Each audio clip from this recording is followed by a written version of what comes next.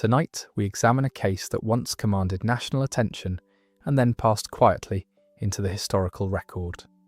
A single investigation, a single file, and a question that no verdict was ever entered to answer. The case of Harriet Buswell begins in the Bloomsbury district of London in the winter of 1872. London, at this time, was the largest city in the world, home to more than 3 million residents, its streets lit by gas lamp, and its districts sharply divided by income, occupation, and reputation. Bloomsbury sat north of the Strand and east of Tottenham Court Road, a district of tall terraced houses built in the previous century for a prosperous class of resident, and by the early 1870s given over increasingly to lodging houses, boarding establishments, and furnished rooms let by the week or the month. The streets were laid out around garden squares, quiet and orderly in appearance, though the buildings that faced them housed a shifting population of clerks, students, visiting tradesmen, and women who rented rooms under arrangements that varied from the entirely respectable to the openly commercial. Great Coram Street, where Harriet Buswell lodged, ran between Brunswick Square and Woburn Place, close to the founding hospital, in a stretch of the district given over largely to lodging houses of exactly this kind. The landladies who kept such houses were themselves engaged in a precarious trade, dependent on rents paid weekly, and it was common practice for such houses to let rooms to women without extensive inquiry into the nature of their occupation, provided the rent was paid and the household kept its outward order. The winter of 1872 in London was a season of gas-lit evenings, coal smoke, and the particular bustle of the West End entertainment district in the days approaching Christmas. Leicester Square and its surrounding streets held theatres, music halls, and supper rooms that drew a nightly crowd of a very mixed character, from respectable theatre-goers to men seeking the company of women who worked, by necessity or by trade, in that world. The Alhambra, a large and well-known music hall on Leicester Square, was among the most prominent of these venues, offering variety entertainment to audiences that numbered in the thousands on a single evening. It was into this world, in the last days before Christmas, that Harriet Buswell moved as a young woman earning her living on the margins of a respectable district. In a lodging house, a short walk from the entertainments of the West End, and a considerably longer distance, in social terms, from the security enjoyed by the more established residents of the surrounding squares. Harriet Buswell was born in February 1841 in Wisbech, a market town in Cambridgeshire, the daughter of Henry and Isabella Buswell. The surviving record offers little detail of her childhood in Wisbech, her education, or the circumstances of her family in those early years. Wisbech in the 1840s was a modest agricultural market town on the River Nene, its economy built upon the trade in grain and produce from the surrounding fen land, and it was from this setting, unremarkable and undocumented in the sources that survive, that Harriet Buswell's early life proceeded. By the time she reached adulthood, she had left Cambridgeshire for London, where she came to be known, in the circles in which she worked, under the name Clara Burton. The adoption of a professional name of this kind was a common practice among women in her position, allowing a degree of separation between the name given at birth and the name by which a woman was known in her working life. No record of a marriage for Harriet Buswell survives in the sources reviewed, and by the early 1870s she was established in London as a single woman, supporting herself independently, without the protection or income of a husband. Harriet Buswell had a daughter, approximately 8 years of age at the time of her mother's death. The surviving record confirms the existence of this child, but does not establish with any certainty the particulars of her care or her whereabouts on the night in question, and the record is accordingly treated here only as it bears upon the financial pressures under which Harriet Buswell was living in the final weeks of 1872. The keeping of a child, whether boarded with a relative, a nurse, or another arrangement common to the period, represented a continuing expense for a woman in Harriet Buswell's circumstances. And it is in this light, as one among several documented financial obligations, that the child's existence enters the record of this case. By the autumn of 1872, Harriet Buswell was renting a first-floor back room at number 12, Great Coram Street, in a lodging house kept by a landlady who let rooms to women in circumstances similar to her own. The room was modestly furnished, in keeping with the character of the house, and Harriet Buswell had lived there for some period prior to December of that year, sufficient to establish a familiar routine with the landlady and with the household. The surviving record documents that she was at this time in a state of financial difficulty. She had pawned items of value, a practice widely resorted to among women of limited and irregular income in this period, and she was documented as being in debt to several parties, among them a doctor, a draper, a laundress, and those who assisted with the care of her daughter. These obligations, taken together, establish a picture of a woman managing a household and a dependent child on an income that was, by December of 1872, insufficient to meet her outstanding accounts. It was against this background of financial pressure that Harriet Buswell went out on the evening of the 24th of December, a Tuesday Christmas Eve, in the year 1872. If value is found in cases preserved through court records, testimony, and verified documents, consider liking the video and subscribing to the channel. What follows begins in the record of that final evening on Great Coram Street in December of 1872. On the evening in question, Harriet Buswell left her lodgings and made her way to the West End, to the Alhambra Theatre on Leicester Square,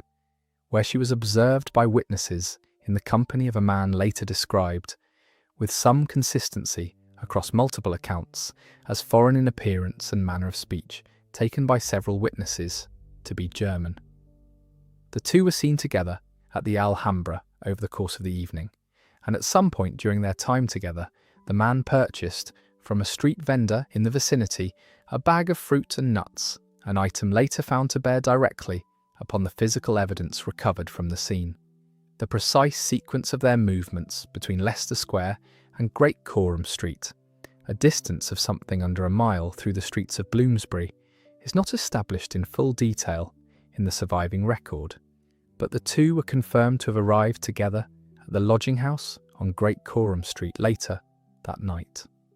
At the house, the landlady answered the door to the pair. The man proceeded upstairs to Harriet Buswell's room, while Harriet Buswell herself remained below for a period, sharing a glass of stout with the landlady in what the record establishes as an ordinary and unremarkable exchange between the two women, of the kind that had evidently taken place between them on other occasions. Following this exchange, Harriet Buswell went upstairs to join the man in her room. This is documented as the last occasion on which she was seen alive by any member of the household. The household subsequently retired, and the record establishes no report of any disturbance, any raised voice, or any unusual sound from the direction of Harriet Buswell's room during the remainder of that night. The reflection that the record permits at this point is a limited one.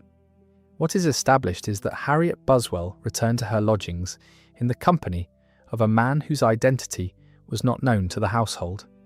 that she was seen alive for the last time, entering her own room in his company, and that the household passed the remainder of the night in the ordinary quiet of a lodging house, at rest with no member of the establishment aware until the following morning that anything had occurred. The morning of the 25th of December 1872 was Christmas Day.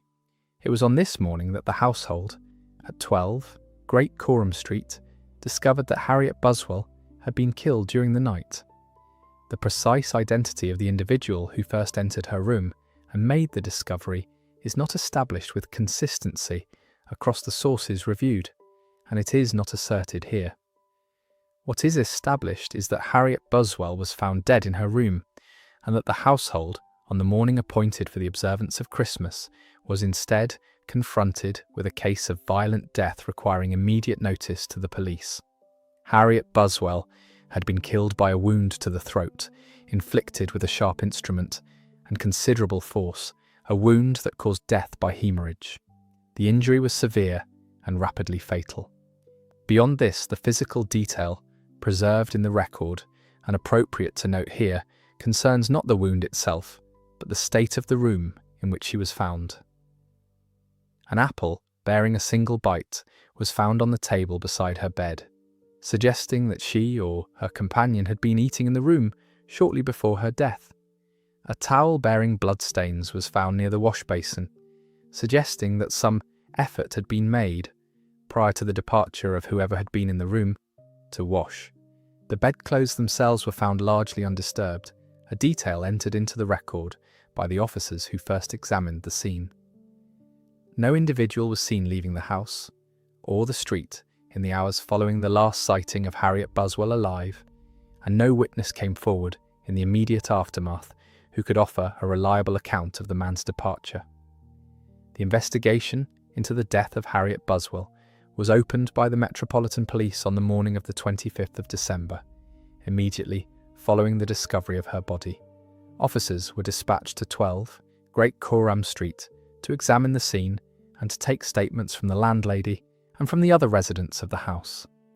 Given the date, the investigation proceeded through the Christmas holiday itself, a circumstance that the officers involved noted as an unusual complication in the conduct of their inquiries, as many of the witnesses who might otherwise have been readily available were themselves occupied with the observance of the season or had left London to visit family in other parts of the country. The immediate priority of the investigating officers was the identification and location of the man who had accompanied Harriet Buswell from the Alhambra theatre to her lodgings. And to this end, inquiries were opened at the theatre itself, among the staff and the other patrons who might have observed the pair over the course of the evening. Statements were taken from the doorkeepers and attendants at the Alhambra, from the vendor who had sold the bag of fruit and nuts near Leicester Square, and from other patrons who recalled having seen Harriet Buswell in the company of a man of foreign appearance over the course of the evening. From these statements, the police assembled a working description of the man.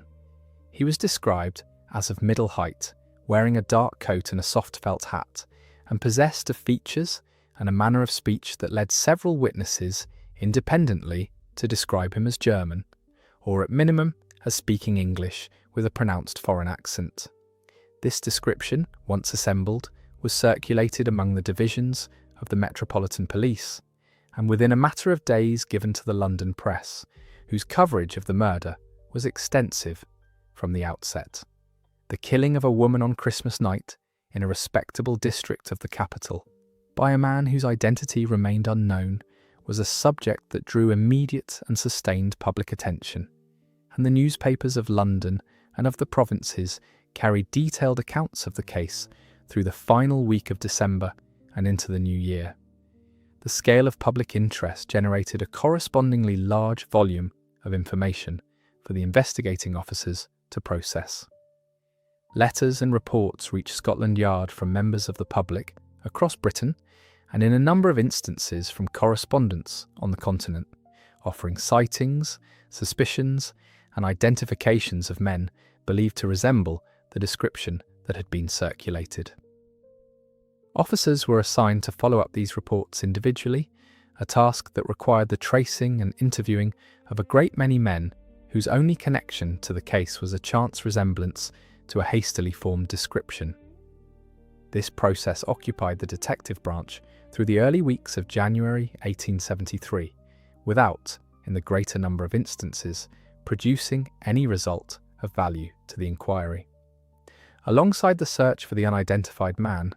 the investigating officers undertook the customary work of establishing a full account of Harriet Buswell's own history and associations, a standard practice in an inquiry of this kind, intended to determine whether any person known to her, rather than a stranger encountered that evening, might bear responsibility for her death. Her correspondence was gathered and examined, and her past acquaintances, so far as they could be traced, were interviewed as to her recent circumstances, her associates, and any disputes or difficulties she was known to have had. This line of inquiry, pursued alongside the search for the man from the Alhambra, did not produce, in the surviving record, any alternative suspects of substance, and the investigation continued to proceed principally upon the description of the foreign visitor who had accompanied her to Great Coram Street. The household at 12, Great Coram Street, was itself subjected to repeated and detailed questioning in the days following the discovery. The landlady was asked to recount, on more than one occasion, the precise sequence of the evening, from the arrival of Harriet Buswell and her companion at the door, through the exchange of the glass of stout, to the moment at which Harriet Buswell had gone upstairs. Other residents of the house were asked whether they had heard any sound during the night, and whether they had observed the movements of any person, resident or visitor, in the hours after the household had retired.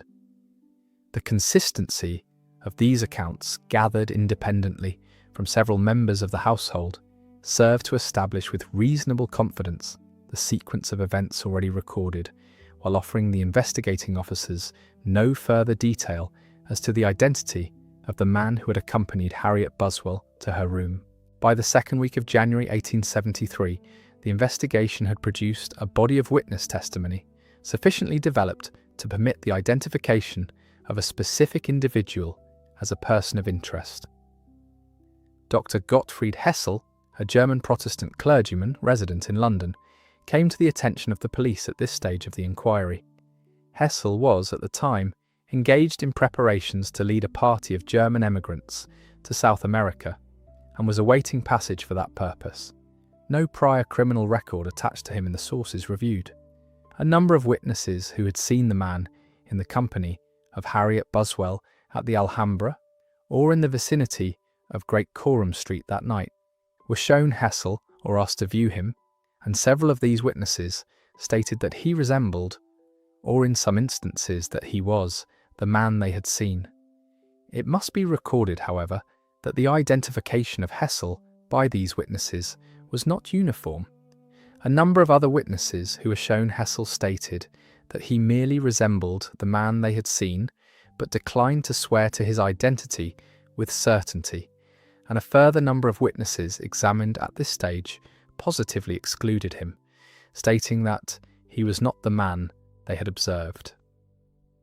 The identification evidence assembled against Hessel was, in this respect, genuinely mixed rather than uniformly conclusive. On the strength of the identifications that had been made,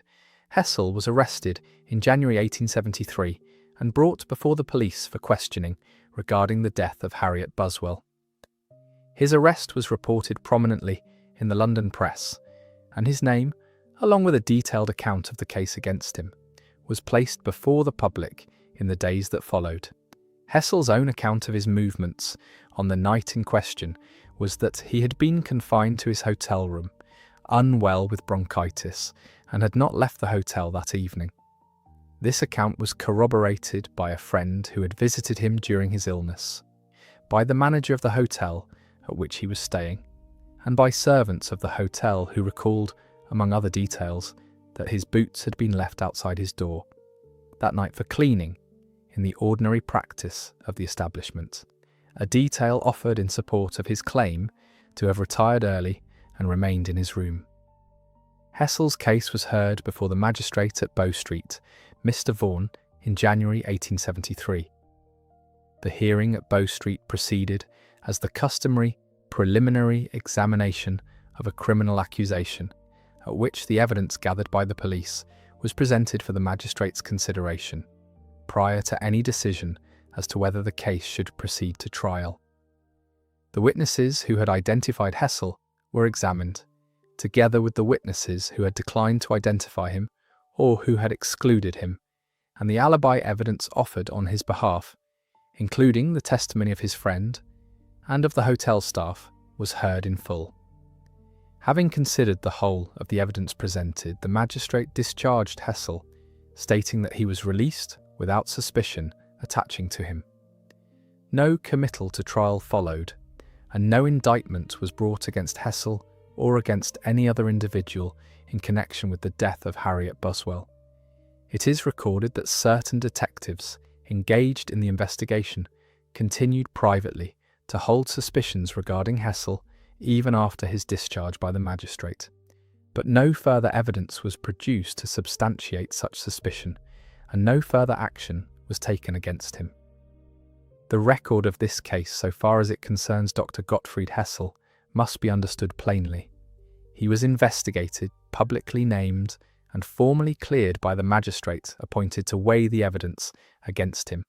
and nothing in the sources reviewed since that time has emerged to implicate him in the death of Harriet Buswell. Following Hessel's discharge, the intense public attention that had attached to the case in the first weeks of January 1873 began gradually to recede. The investigation, so far as the surviving record establishes, did not identify any further suspect of substance in the weeks and months that followed. Reports and suggested identifications continued for a period to reach the police from members of the public, but none of these produced a result sufficient to reopen the case against any named individual.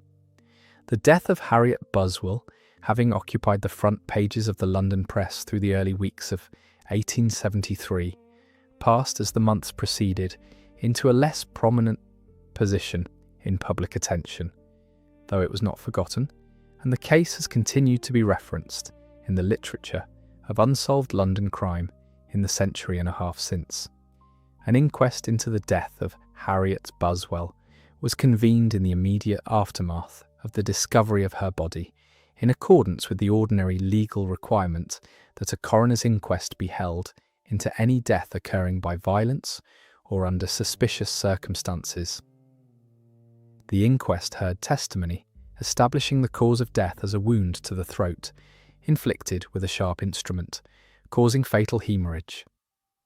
The jury at the inquest, having heard this testimony, together with the account of the household at Great Coram Street and the description of the man who had accompanied Harriet Buswell on the night of her death, returned a verdict consistent with the finding that she had been killed by a person or persons unknown. No individual was named in the verdict as her killer, and the inquest, like the subsequent proceedings at Bow Street, concluded without the identification of any person against whom sufficient evidence could be brought to secure a conviction. The case of Harriet Buswell has since been examined at length in the literature devoted to unsolved crime in Victorian London. The historian Jan Bonderson devoted a full chapter to the case in his study of unsolved murders of women in the later Victorian period, drawing together the newspaper record, the testimony given at Bow Street, and the subsequent history of speculation surrounding Hessel's guilt or innocence. The case has also received academic treatment in an article examining the murder as a case of unsolved violence against a woman on the margins of respectable society, predating by some 15 years the murders that would occur in Whitechapel in 1888, and that would come to dominate the popular memory of unsolved Victorian crime. The case of Harriet Buswell is frequently cited by historians of this period specifically for the light it casts on the pattern established well before 1888, in which the killing of a woman working outside the bounds of respectable employment produced an investigation that, however extensive, concluded without resolution. It has appeared as well in general accounts of true crime, devoted to cases that preceded, and in the view of some who have written on the subject, anticipated the pattern of the Whitechapel murders, though the case itself is treated in these accounts as a distinct and separate matter, standing on its own record. The policing of crimes committed against women in Harriet Buswell's position was, in the London of this period, documented as being conducted with less rigour and attracting less sustained institutional attention than was typically afforded to crimes against women of more secure social standing, a circumstance that the case of Harriet Buswell has since been used by historians to illustrate. The entertainment district surrounding Leicester Square, in which she had spent the final hours of her life, was well established as a point of contact between women earning their living as she did and the men who sought their company, and the presence in that district on the night in question, of a foreign visitor whose identity could not readily be established was a circumstance that fed directly into the contemporary anxieties of the period regarding visitors to London from the continent, anxieties that arguably intensified the pursuit of Hessel once his name had entered the investigation. The case file assembled in the course of the original investigation, together with the extensive newspaper coverage generated at the time, constitutes the principal surviving record of the death of Harriet Buswell, a record that establishes with confidence the outline of her final evening and the course of the investigation that followed, while leaving, as the inquest jury itself concluded, the identity of the person responsible for her death unresolved. Harriet Buswell was buried in the aftermath of the inquest, her funeral arranged, so far as the surviving record indicates, without the elaborate observance that would have marked the burial of a woman of greater means. A grave marker survives to the present day, recorded among the memorials preserved by genealogical societies concerned with London burials of this period, establishing the fact and approximate location of her interment, though offering little further detail of the ceremony itself. The modesty of her burial stood in some contrast to the scale of the public attention her death had generated only weeks before, a contrast not uncommon in cases of this kind, in which the intensity of press interest in the circumstances of a killing was rarely matched by any corresponding provision for the woman herself, once the investigation had run its course. The household at 12, Great Coram Street, did not escape the consequences of the events of that Christmas. A lodging house in which a murder had occurred, and which had for some weeks stood at the centre of the most widely reported criminal investigation in the country,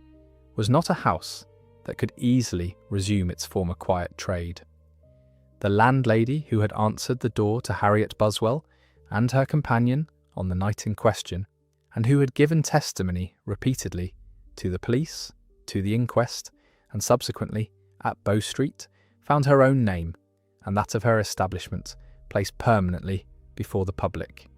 by the newspaper coverage of the case, a circumstance that the surviving record suggests was of considerable and lasting difficulty to her,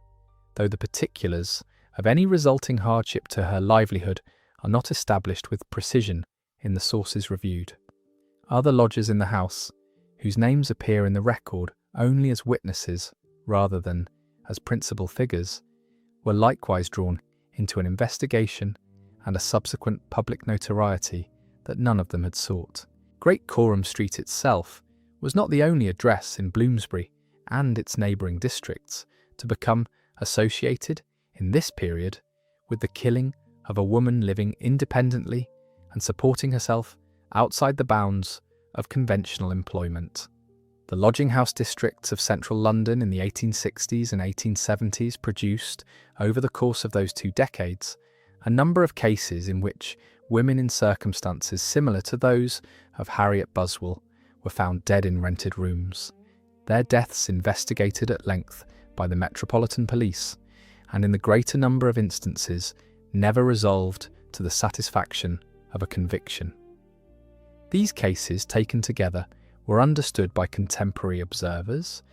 and have since been understood by historians examining the period as reflecting a pattern specific to this class of household, in which a woman living alone, dependent upon irregular income,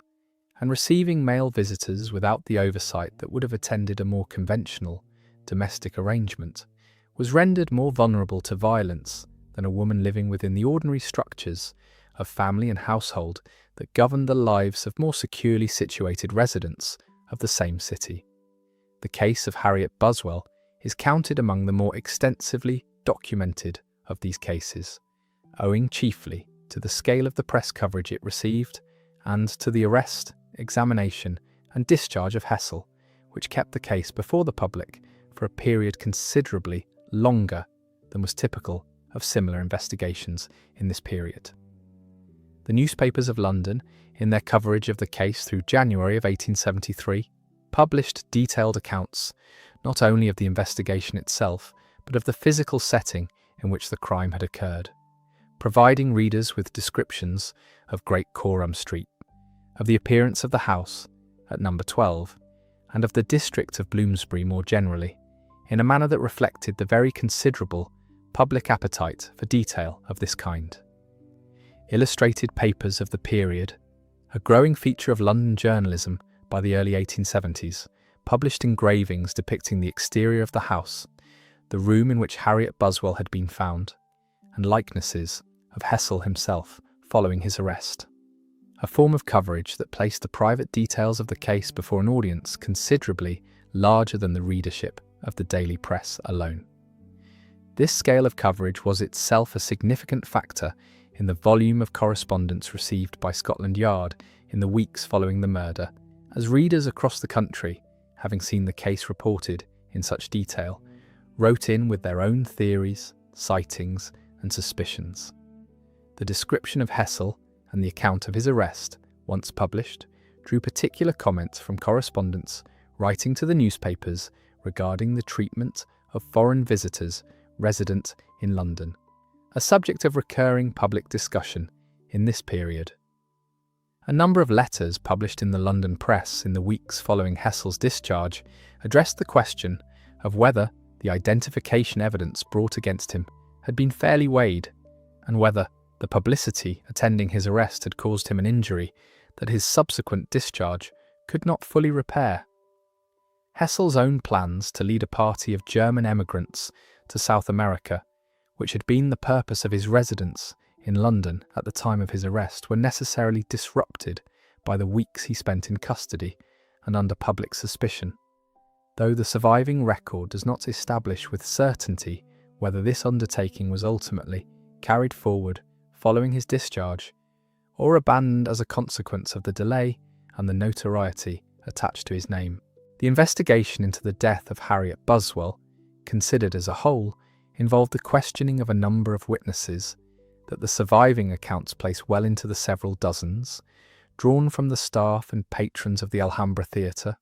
from the street vendors and passers-by in the vicinity of Leicester Square, from the household at Great Coram Street, and from the wider circle of Harriet Buswell's own acquaintance. This scale of inquiry was considerable for a case of this period, reflecting both the seriousness with which the Metropolitan Police approached a killing that had occurred in a respectable district of the capital, and the pressure exerted upon the investigation by the volume of public and press attention the case had drawn from its earliest days. The detective officers assigned to the case pursued their inquiries through the weeks of January 1873 with a diligence that the surviving record does not fault, even as the outcome of that diligence, in the end, produced no conviction and no further named suspect once Hessel had been discharged. Word reached Wisbech of the death of Harriet Buswell within days of the discovery, carried first by the London papers, whose reports of the Great Coram Street murder had,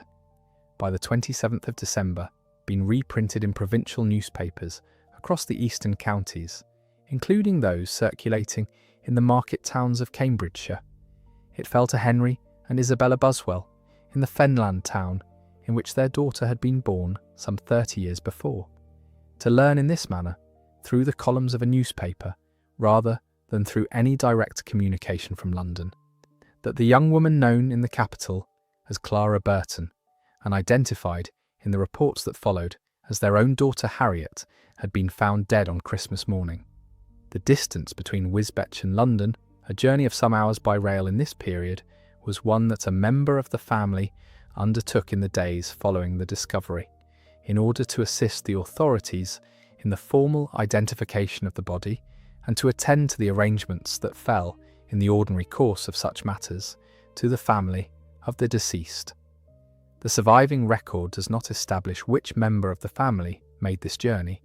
nor the particulars of the identification itself, but the fact of a family connection to a quiet agricultural town in Cambridgeshire, summoned without warning to a Metropolitan Police investigation of national notoriety, stands as one of the more striking circumstances of the case, illustrating the distance, social and geographical alike, that Harriet Buswell had travelled between the town of her birth and the room in Bloomsbury in which her life had ended. The room itself, in the days immediately following the discovery, was examined and catalogued by the police with the thoroughness the investigation demanded. The furnishings were recorded as modest, consisting of a bed, a washstand, a small table, and a chest for the storage of clothing and personal effects. An inventory consistent with the furnishings ordinarily provided in a lodging house of this class. Harriet Buswell's personal possessions, so far as the record establishes, included clothing, a small quantity of jewellery of no great value, and the correspondence that the police subsequently removed for examination in the course of establishing her history and associations. The apple with its single bite left upon the table beside the bed, together with the bag from the street vendor near Leicester Square, remained among the more particular items entered into the record of the scene, providing investigators with a fixed point in the timeline of the evening, establishing that food had been shared in the room before whatever occurred between Harriet Buswell and her companion brought the evening to its end. The proceedings before the magistrate at Bow Street, at which Hessel's case was examined, extended across more than a single sitting, the hearing being adjourned on more than one occasion to permit further witnesses to be traced and brought before the court, and to permit the alibi evidence offered on Hessel's behalf to be tested and corroborated. Bow Street itself, the court before which the hearing was conducted, stood among the most prominent of the Metropolitan Police courts, its proceedings routinely reported at length in the London press, and the courtroom on the days of Hessel's examination was recorded as crowded with spectators and reporters drawn by the notoriety the case had already achieved. Witnesses were called and examined in turn, first those who had been present at the Alhambra Theatre on the night of the 24th of December, then those who had observed the man and Harriet Buswell in the vicinity of Great Coram Street, and finally those called on Hessel's own behalf to establish his whereabouts that night. The examination of each witness proceeded by question and answer in the customary form of such a hearing, with counsel engaged on Hessel's behalf pressing each identifying witness closely as to the certainty of their recollection, a process that, over the course of the hearing, served to expose the degree of variation among the witnesses who claimed to recognise him. Several of the witnesses who were asked to identify Hessel did so only after some hesitation, and under questioning acknowledged that a period of some weeks had passed between the evening in question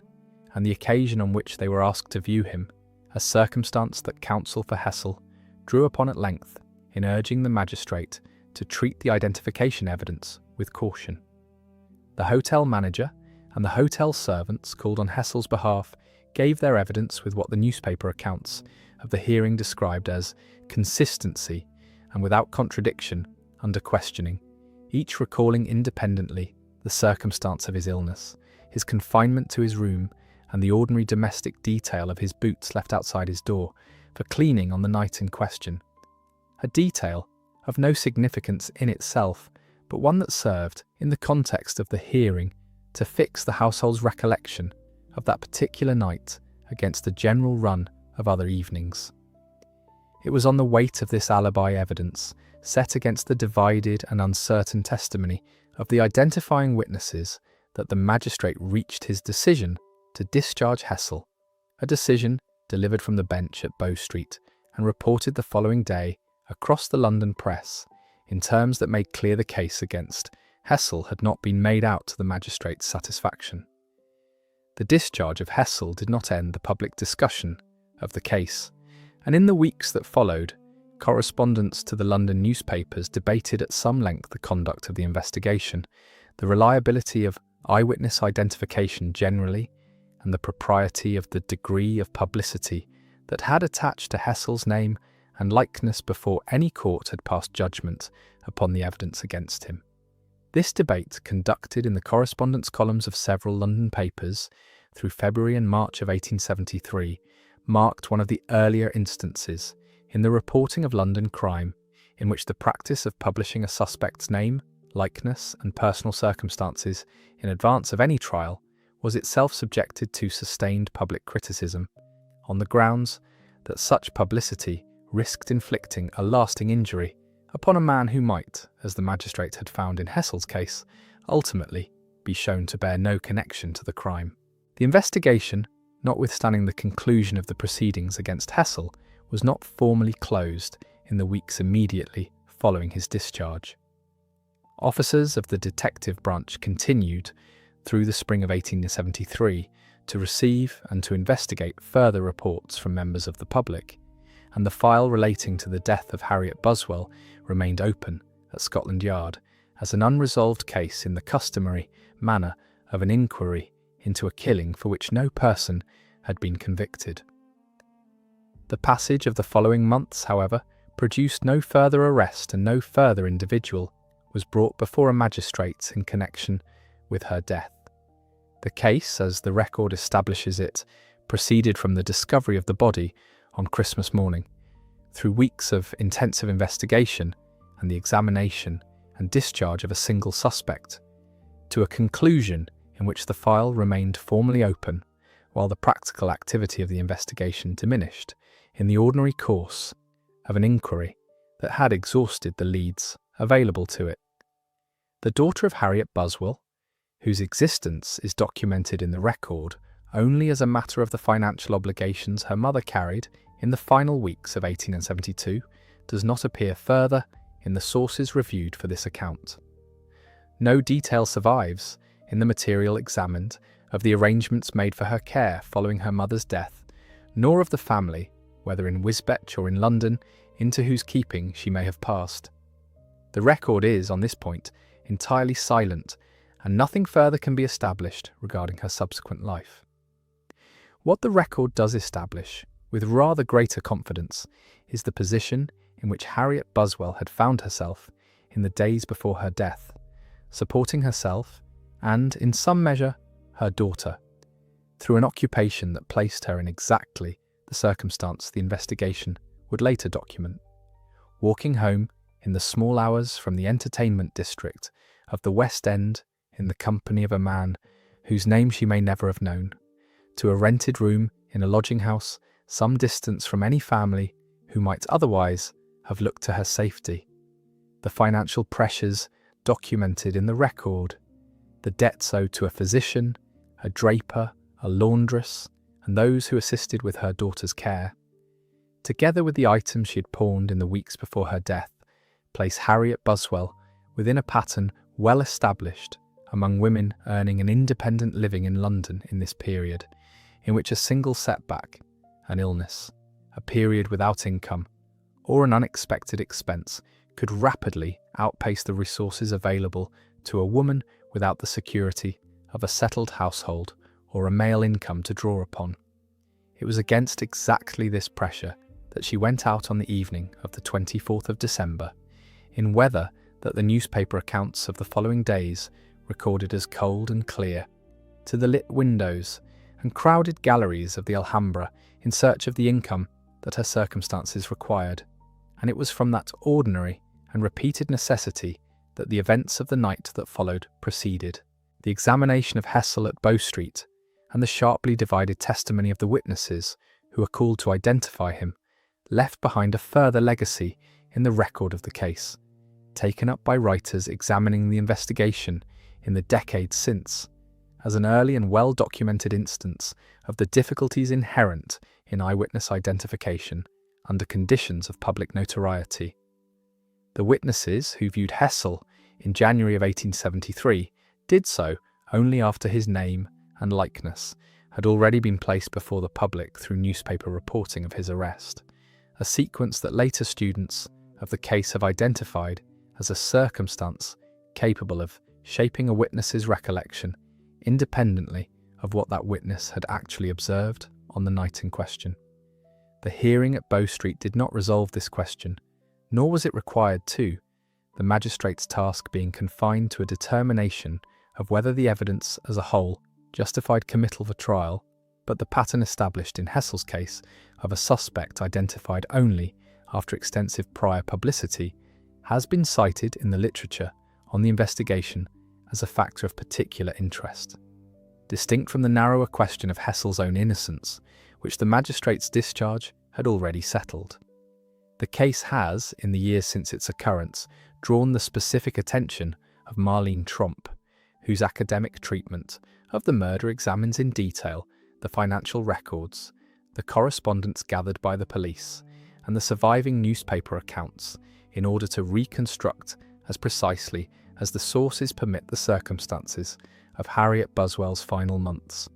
This treatment situates the case within the broader pattern of violence directed at women earning their living outside the structures of conventional domestic life in Victorian London, a pattern documented across a number of comparable cases in the same decade, and argues for the case's significance as an early instance, well before the murders that would occur in Whitechapel some 15 years later, of the particular difficulties that attended the investigation of a crime committed against a woman in Harriet Buswell's circumstances, in which the victim's own history and occupation became, in the course of the investigation and its reporting, a subject of scrutiny in a manner rarely applied to the killing of women of more conventional standing. The title given to Jan Bonderson's book-length study of the case, situating it among a number of similarly unresolved killings of women in the later Victorian period, was chosen specifically to draw attention to this earlier pattern, predating by more than a decade the murders that would come to dominate the popular memory of Victorian unsolved crime. Bonderson's account draws together the newspaper record of the investigation, the transcript of proceedings at Bow Street so far as it survives, and the subsequent history of the case in the decades following Hessel's discharge, in order to present as complete a narrative as the surviving sources allow. The book has been cited subsequently in general works devoted to the history of unsolved crime in London, and the case of Harriet Buswell continues to appear in the years since in podcasts, articles, and other treatments of Victorian crime concerned specifically with cases that have never been resolved to a conviction. The record of the investigation, considered in its entirety, establishes a case in which the ordinary procedures of Victorian policing, the gathering of witness statements, the tracing of a description through public appeal, the identification and examination of a suspect before a magistrate were each carried through with a diligence the surviving sources do not fault, and yet produced, at the end of that process, no conviction and no further suspect once Hessel had been cleared. The file relating to the death of Harriet Buswell remained, so far as the record establishes, open at Scotland Yard in the years following 1873, entered into the classification of unresolved cases maintained by the Metropolitan Police, a classification into which the greater number of killings of women in circumstances similar to her own were in this period ultimately placed. The case stands within that classification as one of the more extensively documented, owing to the volume of press coverage it drew and to the examination and discharge of Hessel, but it stands nonetheless among those cases in which the identity of the person responsible for a woman's death was never established to the satisfaction of any court, and in which the investigation, for all its diligence, reached the limit of what the available evidence could support. News of the discovery spread through the immediate neighbourhood of Great Coram Street within hours of the police being summoned to the house on the morning of Christmas Day, and by early afternoon a crowd of residents and passers-by had gathered in the street outside number 12, drawn by the presence of police constables stationed at the door, and by the report, passing quickly from household to household, that a woman had been found murdered within. Bloomsbury on Christmas morning was, in the ordinary course of the season, a district of closed shops and quiet squares, its more prosperous residents occupied with church services and family gatherings, its bells sounding across the rooftops from the parish churches of the surrounding streets. The gathering outside 12, Great Coram Street, stood in stark contrast to this ordinary quiet. A cluster of onlookers, held back from the house by constables, while officers of the detective branch moved in and out of the door, and while, within, the room in which Harriet Buswell had been found was examined, measured, and its contents catalogued by the officers assigned to that work. The illustrated newspapers of London, in the days that followed, sent artists to the scene to sketch the exterior of the house for publication, a practice common to the reporting of notorious crimes in this period, and the resulting engravings, published in the first week of January 1873, presented readers across the country with a fixed image of an ordinary terraced house in a respectable street, its plain brick front and railed steps giving no outward indication of the violence that had occurred within. This visual record, circulated alongside the written accounts of the investigation, contributed materially to the scale of public recognition the case achieved, fixing in the minds of readers who had never set foot in Bloomsbury a precise sense of the setting in which Harriet Buswell had died. The reaction of the London press and of the public to the killing was recorded in the correspondence columns and editorial commentary of the period as one of considerable sympathy for Harriet Buswell herself, notwithstanding the disapproval with which her occupation was generally regarded by the conventions of the period.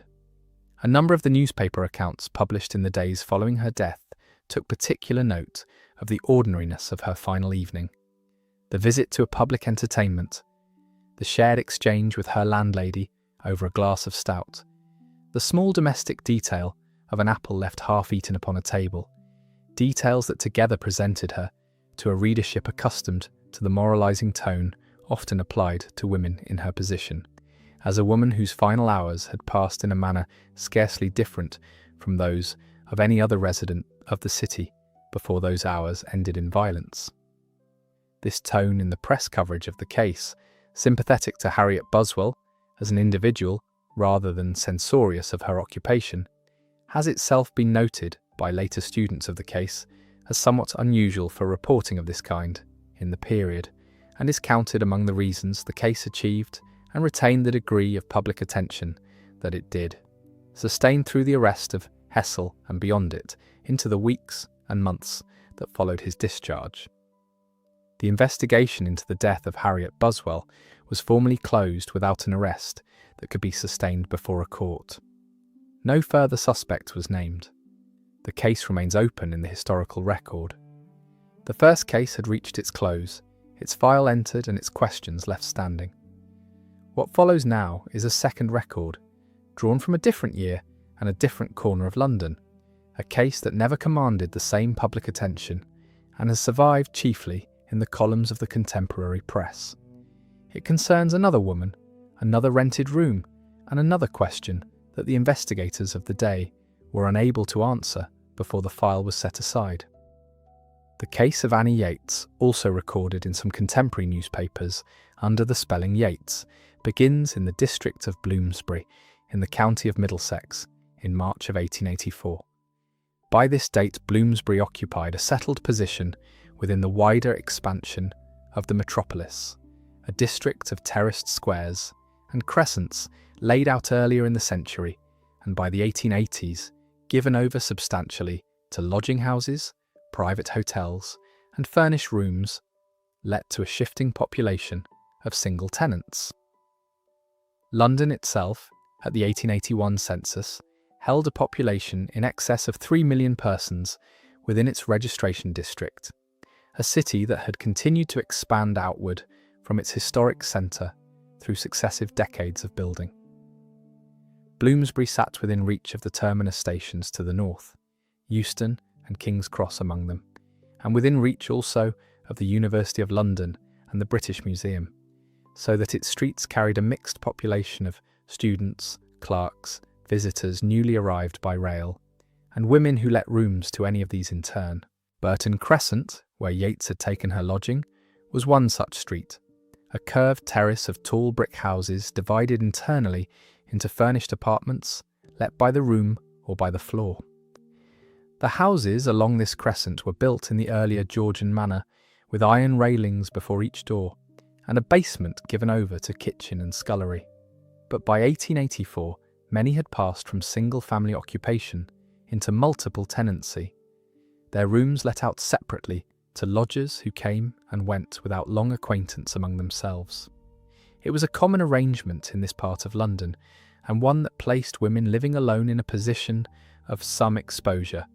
since the comings and goings of a furnished house were not closely supervised, and a lodger's visitors were, in the ordinary course of things, not questioned by the landlady or by her fellow tenants. The Euston Road ran close by, a broad thoroughfare carrying traffic through the night as well as the day, connecting the terminus stations to the West End and providing, at all hours, a passage of strangers through the immediate neighbourhood. Gas lighting illuminated the main thoroughfares of the district by this date, though side streets and crescents were less reliably lit, and the month of March brought early darkness and frequently poor weather, conditions that shaped the pattern of a woman's evening movements in a district such as this one. The lodging houses of Bloomsbury in this period drew a population of single working women, some employed in trades connected to dressmaking, domestic service, or the theatre, and others sustaining themselves in the manner that a woman without settled employment or family support might sustain herself in a large city, taking rooms by the week and receiving visitors as her circumstances required. It was into this setting, a furnished room in a divided Georgian house on a curved Bloomsbury crescent, within a district accustomed to transient tenancy and nighttime traffic along its principal roads, that Annie Yates had come to live in the early months of 1884. The documentary record concerning Yates's life before her arrival in Bloomsbury is limited. No source consulted in the preparation of this account establishes her place of birth, the names of her parents, or the circumstances of her family in the years before 1884. She does not appear to have been married, and no record of a husband or of children has been established. Contemporary press coverage of her death described her, in the language customary to such reports in this period, as a woman of loose character, a phrase that in Victorian usage indicated an unmarried woman understood to receive men in her lodgings, without further specification of the particulars of her situation. Beyond this characterization, which reflects the vocabulary of the period rather than any documented biographical detail, the record is silent. Her age at death has been given in press accounts as approximately 23 or 24 years, though an exact date of birth has not been established in the sources reviewed. This absence of biographical detail was not unusual for a woman in Yates's circumstances. Women who supported themselves outside the structures of settled family life, employment in service, or a registered trade frequently left little trace in the official record beyond the moment at which some crisis, an arrest, an inquest, a death, brought them briefly into contact with the machinery of the courts or the press. Annie Yates enters the historical record principally through the circumstances of her death, and the account that follows reflects that limitation. Where the sources are silent concerning her earlier life, this record does not supply invented detail. It proceeds instead from the point at which she can be documented, her tenancy in Burton Crescent in the early months of 1884. Yates had taken a furnished room on the first floor at the rear of number 12, Burton Crescent, approximately 3 weeks before her death. This was, by the standard of tenancies in such houses, a relatively recent arrangement, and nothing in the record establishes where she had lodged before this date, or under what circumstances she came to take the room at Burton Crescent specifically. The house itself was let out to multiple tenants in the customary manner of the district, with a landlady or housekeeper in general charge of the property and individual lodgers occupying separate rooms with a measure of independence in their comings and goings. Annie Ellis, a fellow lodger in the house, would later provide the account on which much of the record of Yates's final hours depends, and it is through Ellis's testimony that the outline of Yates's last movements can be established. On the evening of Saturday, the 8th of March, 1884, Yates left her lodging and was seen later that night in the vicinity of the Euston Road. She was observed there at an hour approaching midnight, in conversation with a man whose appearance was subsequently described to investigators. He was said to be approximately 25 years of age, of fair hair and fair complexion, of medium height and dressed in a manner regarded as respectable, wearing a black felt hat and a coat cut in the style known as a cutaway. This description, drawn from the recollection of a witness who observed the two in conversation on the Euston Road, constitutes the only documented account of any person seen in Yates's company on the night of her death. Whether the witness who supplied this description was Ellis herself, or another person distinct from Ellis, is not established with certainty in the sources reviewed, and this record does not resolve that uncertainty by assertion. What can be stated is that the sighting on the Euston Road at an hour close to midnight represents the last occasion on which Annie Yates was seen alive by any person whose account has survived. The Euston Road at this hour carried a mixture of traffic, cabs returning from the terminus stations, pedestrians making their way between the West End and the residential streets to the north, and the ordinary population of a busy London thoroughfare after dark. A conversation conducted there between a woman known to receive men in her lodgings and a stranger of respectable appearance would not have drawn particular notice from passers-by, and nothing in the record suggests that the encounter was regarded at the time it occurred as unusual or alarming. It was only in the light of what followed that this sighting acquired its significance, and it was only through the subsequent inquiry that the description of the man was recorded and circulated among investigating officers. Whatever passed between Yates and the man observed with her on the Euston Road, the sequence of events indicates that she returned at some point after midnight to her room at Burton Crescent, and that she was not alone when she did so, or was joined there shortly afterward. Nothing in the record establishes with certainty the exact hour of her return, nor does it establish beyond the general description already given the identity of any person who accompanied her. The house at Burton Crescent, in the ordinary course of a Saturday night, would have settled into quiet by the small hours. Its other lodgers retired to their own rooms, and a visitor received by one tenant in this manner would not necessarily have attracted the attention of the household.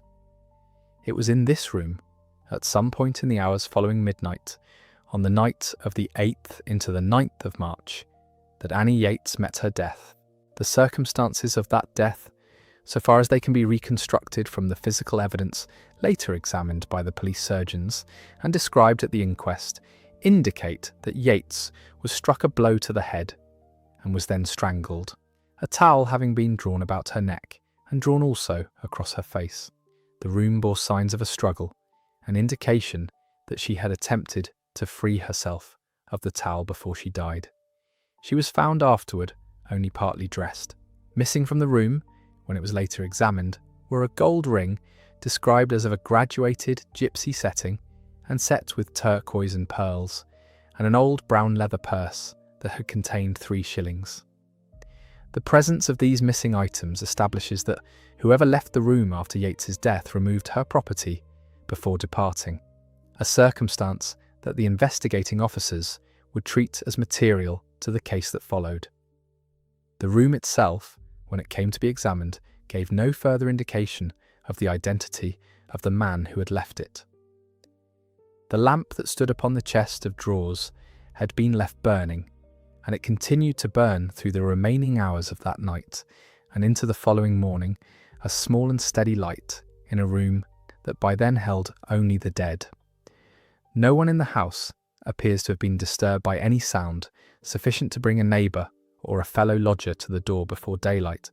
and the household proceeded through the early hours of Sunday, the 9th of March, in the ordinary manner of a lodging house on the day following a Saturday night, its tenants keeping to their own rooms and their own habits. It was Annie Ellis, a fellow lodger in the house at Burton Crescent, who first raised the alarm. Yates had not come down that morning, and as the hours passed without any sign of her, Ellis went up to the first floor to see whether she was unwell or merely sleeping late. A courtesy not unusual among women sharing a lodging house who kept some measure of watch over one another's welfare. The hour of this visit is recorded as falling between noon and 1 o'clock in the afternoon, a considerable interval after Yates's last confirmed movements the previous midnight. Ellis found the door of the room standing partly open. The lamp on the chest of drawers was still burning, its flame reduced but not extinguished after so many hours, and by its light Ellis saw Yates lying in a pool of blood. Ellis's account of this discovery would form the foundation of the case as it was subsequently investigated. She stated that she had found no reason, in the days preceding this discovery, to think Yates unwell, in low spirits, or in any difficulties beyond the ordinary. She stated further, and with evident firmness, that Yates had not been given to drink, and was not a woman who could be supposed to have suffered some accidental fall brought on by intoxication, a possibility that appears to have been raised in the earliest hours of the inquiry, as investigators considered whether the death might have resulted from misadventure rather than violence. Ellis's insistence on this point, together with the physical condition of the room and of the body, was sufficient to set aside any theory of accidental death within a short time of the discovery being made.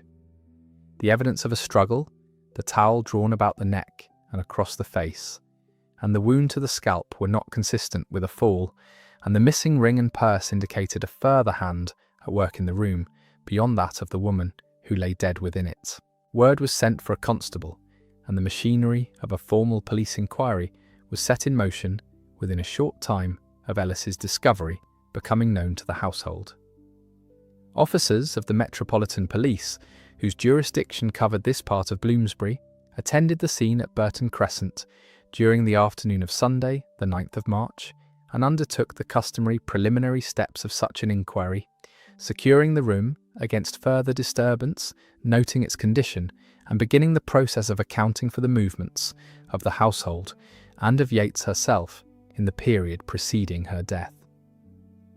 A surgeon was sent for to examine the body where it lay before its removal, a standard practice in cases of sudden and violent death, intended to preserve evidence of the position and condition of the deceased before the scene was disturbed by removal to the mortuary. The investigation proceeded along several lines in the days that followed. Officers took statements from Ellis and from the other lodgers resident in the house at Burton Crescent, seeking to establish who among them had heard any sound during the night, who had seen Yates return, and whether any of them had observed a visitor entering or leaving the house in the hours after midnight. The record indicates that no lodger came forward with an account of having heard the struggle that must have taken place in Yates's room, nor with an account of having seen the man described on the Euston Road enter or leave the premises. This absence of corroborating testimony from within the house itself left investigators dependent chiefly on the description supplied by the witness, who had observed Yates in conversation on the Euston Road shortly before midnight. A description that was circulated among police in the district in the hope that some other person might recall having seen a man answering to it in the vicinity of Burton Crescent that night. Inquiries were also directed toward Yates's known acquaintances, men who were understood to have visited her at her lodging in the weeks preceding her death, in the customary manner of such investigations, which proceed by first accounting for those persons already known to have had some connection with the deceased before turning to the possibility of a stranger.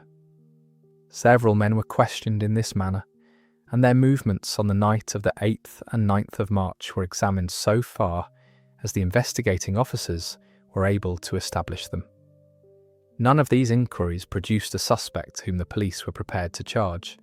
and the record does not indicate that any of the men questioned in this stage of the investigation was detained beyond the ordinary period of questioning. Officers also made inquiry into the missing ring and purse, on the reasoning that stolen property of this description, a gold ring of gypsy setting, with turquoise and pearls, might in time be offered for sale or pledge at a pawnbroker's premises, where such transactions were subject to a degree of record-keeping that could assist an investigation of this kind. Pawnbrokers in the district and further afield were circulated with a description of the ring, in the hope that it might surface in the ordinary course of trade and lead investigators to the person who had taken it from Yates's room. No record consulted in the preparation of this account indicates that the ring was ever recovered by this or any other means, and the purse containing 3 shillings appears likewise never to have come to light. The investigation continued through the weeks following the discovery of the body, with officers returning repeatedly to the neighbourhood of Burton Crescent and the Euston Road in the hope of locating some further witness to the events of the night in question. The passage of time, however, worked against the inquiry in the manner that it generally works against investigations of this kind, as the recollection of casual witnesses to a fleeting encounter on a public thoroughfare grows less reliable with each week that passes, and as any person with guilty knowledge of the events at Burton Crescent had ample opportunity to remove himself from the district or to alter his habits so as to avoid detection. No arrest was made in the weeks or months that followed, and the description of the man seen with Yates on the Euston Road,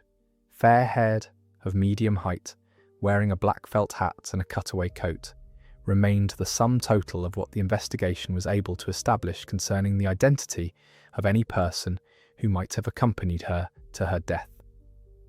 The post-mortem examination of Annie Yates was conducted by Dr. Paramore, a local practitioner of Hunter Street, in association with Mr. Pepper of St. Mary's Hospital, in accordance with the standard practice by which a qualified physician was called upon to examine the body in cases of sudden and violent death before an inquest could proceed. The examination established that death had resulted from strangulation, the towel that had been drawn about Yates's neck having caused her death by this means. A wound to the scalp, situated on the left side of the head and measuring approximately 1.5 inches in length, was also noted in the course of this examination, consistent with a blow having been struck against Yates before or during the act of strangulation that killed her. The physicians did not report any inconsistency between these findings and the physical evidence already observed within the room itself, the disturbance to its furnishings, and the condition of the towel found about the victim's neck and face. The examination was conducted with the restraint customary to such proceedings, establishing the fact and the mechanism of death without further elaboration, beyond what was necessary to inform the coroner and the jury of the medical basis for the finding that Yates had died by violence, rather than by any natural or accidental cause. Dr. Paramore and Mr. Pepper were subsequently called to give evidence at the inquest convened into Yates's death, where their findings were entered into the formal record of the proceedings. The medical evidence, taken together with the account given by Annie Ellis and with the physical condition of the room at Burton Crescent, established beyond reasonable dispute that Yates had been the victim of a deliberate act of violence carried out by a person or persons who had subsequently removed her ring and her purse before leaving the premises. An inquest into the death of Annie Yates was convened before the coroner for the district in the days following her discovery, in accordance with the requirement that any sudden and violent death be examined by a coroner's jury before a formal record of the cause of death could be entered. The proceedings were held in the customary manner of such inquiries in this period, with the coroner presiding over a jury drawn from among local residents, whose duty it was to hear the evidence presented and to return a verdict as to the cause and manner of death. Annie Ellis was called to give evidence concerning the discovery of the body and the circumstances of the household in the days preceding it, and her account of finding the door standing open, the lamp still burning, and Yates lying in the room beyond formed a central part of the testimony placed before the jury. Dr. Paramore and Mr. Pepper gave evidence concerning the post-mortem examination, setting out for the jury the finding that death had resulted from strangulation by means of the towel found about the victim's neck, and describing the wound to the scalp as consistent with a blow struck in the course of the same attack.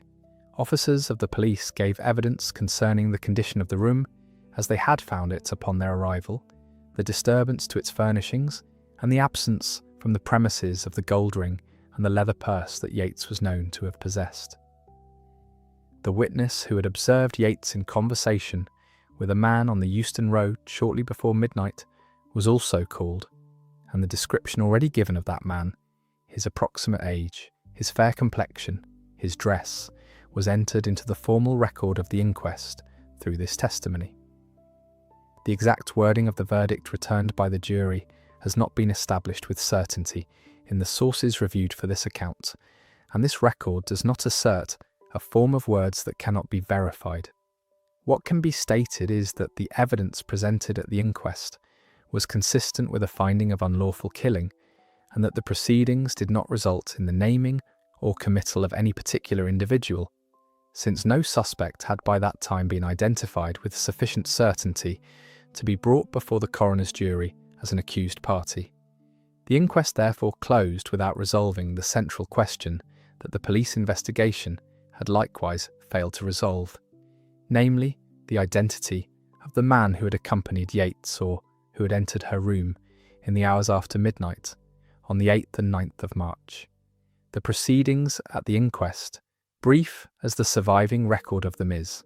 mark the last formal legal step taken in connection with the death of Annie Yates.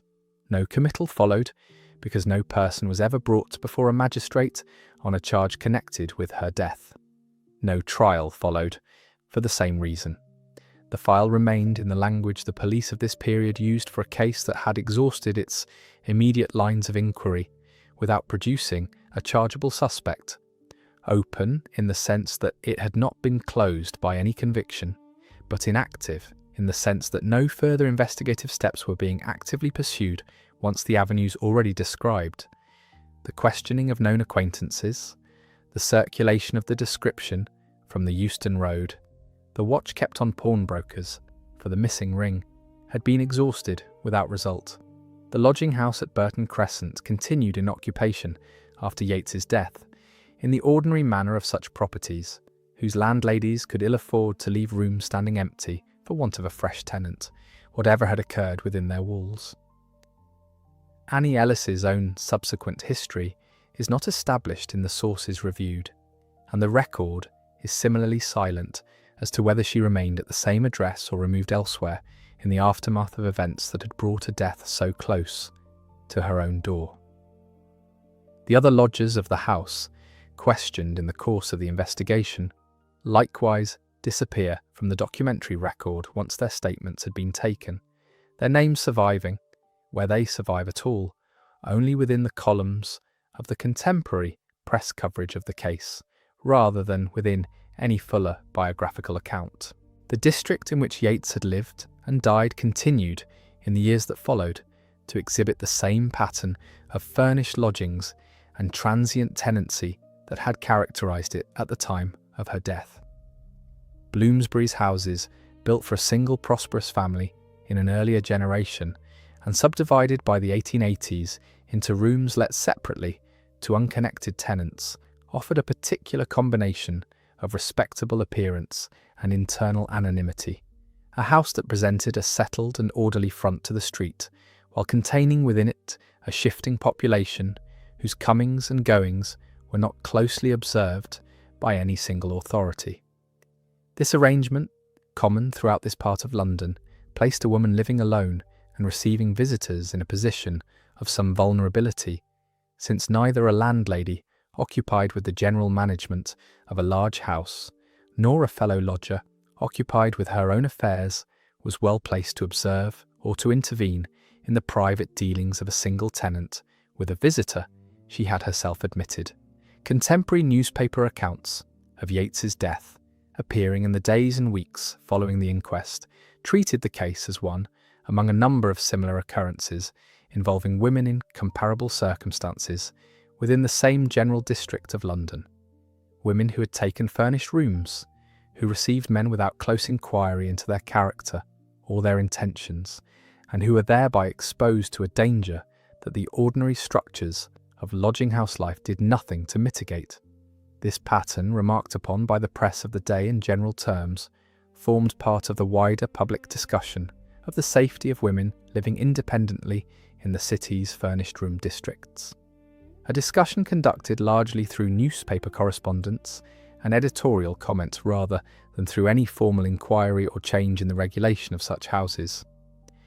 Burton Crescent itself was not subject to any special measure of police attention beyond the investigation already described, and no change in the licensing or supervision of lodging houses in the district is recorded as having followed directly from Yates's death. The case of Annie Yates did not pass entirely from public notice in the years that followed her death, though its survival within later record has been modest by comparison with other unsolved killings of women in London during this period. Reports of the case appeared in several of the metropolitan newspapers at the time, among them accounts carried in papers that specialised in criminal reporting for a national readership, and it was through these contemporary columns, rather than through any later book-length treatment, that the details of the case have chiefly come down to the present day. No full account of the case in book form has been identified among the sources consulted in the preparation of this record, a circumstance that distinguishes it from a number of other London murders of the period that received sustained treatment by later writers on the history of crime. In more recent years, the case has been taken up chiefly by writers maintaining online archives devoted to historical true crime, among them accounts published under the titles Count Every Mystery and Crime Immemorial, both of which have drawn on the surviving newspaper reports to reconstruct the outline of the case substantially as it has been set out here. These accounts have tended to present the case as one among a number of unresolved killings of women in furnished lodgings in London during the later Victorian decades, grouped together by later writers less on account of any established connection between the individual cases than on account of the similarity of circumstance. A woman living alone, a room taken in a subdivided house, a visitor admitted without formal introduction, and a death that followed without any surviving witness to its final moments. Beyond these archival treatments, the case has not been adapted into any dramatic, cinematic, or literary form identified in the sources reviewed, and it has not given rise to any ballad, broadside, or popular song of the kind that attached itself to a number of more widely reported killings of the same general period. The street on which Yates met her death no longer bears the name it carried in 1884. Burton Crescent was renamed Cartwright Gardens in the early 20th century, a change made in 1908 in honour of the political reformer and local resident John Cartwright, and not, so far as the sources establish, on account of the killing or the general character of its lodging houses, and the terraces that had stood in 1884 have in large part been altered or rebuilt in the century, and more since, so that the specific house in which Yates lodged no longer presents the appearance it held at the time of her death. The renaming of the street itself is not established in the sources as connected to the case, and no public memorial to Yates has been identified in the built environment of the district within the historical record of the Metropolitan Police. The case of Annie Yates occupies a place among a body of killings from the 1870s and 1880s that were investigated at the time with the resources and methods then available, resources that included the questioning of known associates, the circulation of witness descriptions among divisional officers, and the monitoring of pawnbrokers for stolen property, but which lacked the forensic techniques, the systematic record of fingerprints, and the coordinated criminal record apparatus that later decades would bring to bear on comparable investigations. The absence of any of these later tools meant that an investigation of this kind depended almost entirely on the recollection of witnesses and on the willingness of persons with relevant knowledge to come forward, and where neither of these was sufficient, as proved to be the case with the killing of Annie Yates, the inquiry reached the limit of what contemporary policing could accomplish and went no further. The wider social context in which this case occurred that of women supporting themselves independently within London's furnished room districts, was a matter of continuing public comment throughout the 1870s and 1880s, discussed in newspaper correspondence, in the reports of charitable and religious societies concerned with the condition of such women, and in occasional parliamentary reference to the regulation of lodging houses more generally. This case did not itself give rise to any specific legislative response, and no record consulted in the preparation of this account indicates that Yates's death was cited by name in any subsequent parliamentary debate or official report concerning the regulation of lodging houses or the safety of women living alone in the metropolis. It was one among a number of killings that fed a general climate of concern on this subject, without itself becoming a named point of reference in the manner that certain other cases of the period would become. The description of the man observed with Yates on the Euston Road, fair-haired, of medium height, dressed in a black felt hat and a cutaway coat, and of a generally respectable bearing, remains within the surviving record as the only physical account of any person who may have been responsible for her death. No name was ever attached to this description by the investigating officers, and no arrest was made on the strength of it, whether at the time or in the years that followed. The pawnbrokers of the district circulated with a description of the missing ring in the weeks after the killing appear never to have reported its recovery,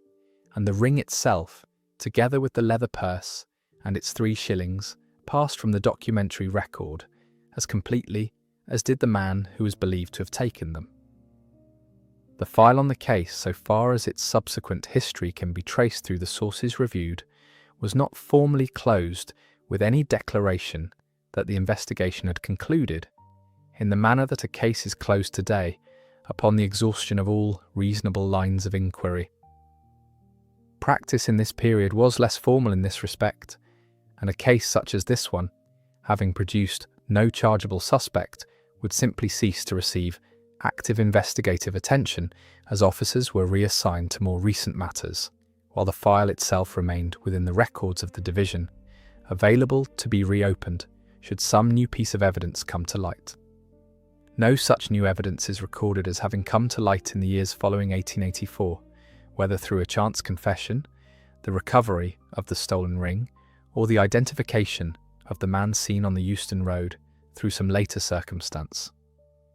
Newspaper coverage of the killing appeared within days of the discovery, carried in papers that served both a London and a wider national readership, among them titles that specialised in the reporting of criminal proceedings and inquest verdicts for readers across the country. Such papers customarily set out the bare details of a case under a brief headline, followed by a column or two summarising the evidence given before the coroner, the description of any suspect furnished by witnesses, and a note as to whether an arrest had followed.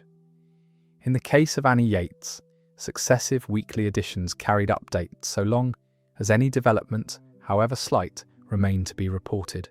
the questioning of a further acquaintance, the continued absence of any recovery of the stolen ring, before the case receded from the columns of these papers in the ordinary manner of an inquiry that had ceased to yield fresh material for publication.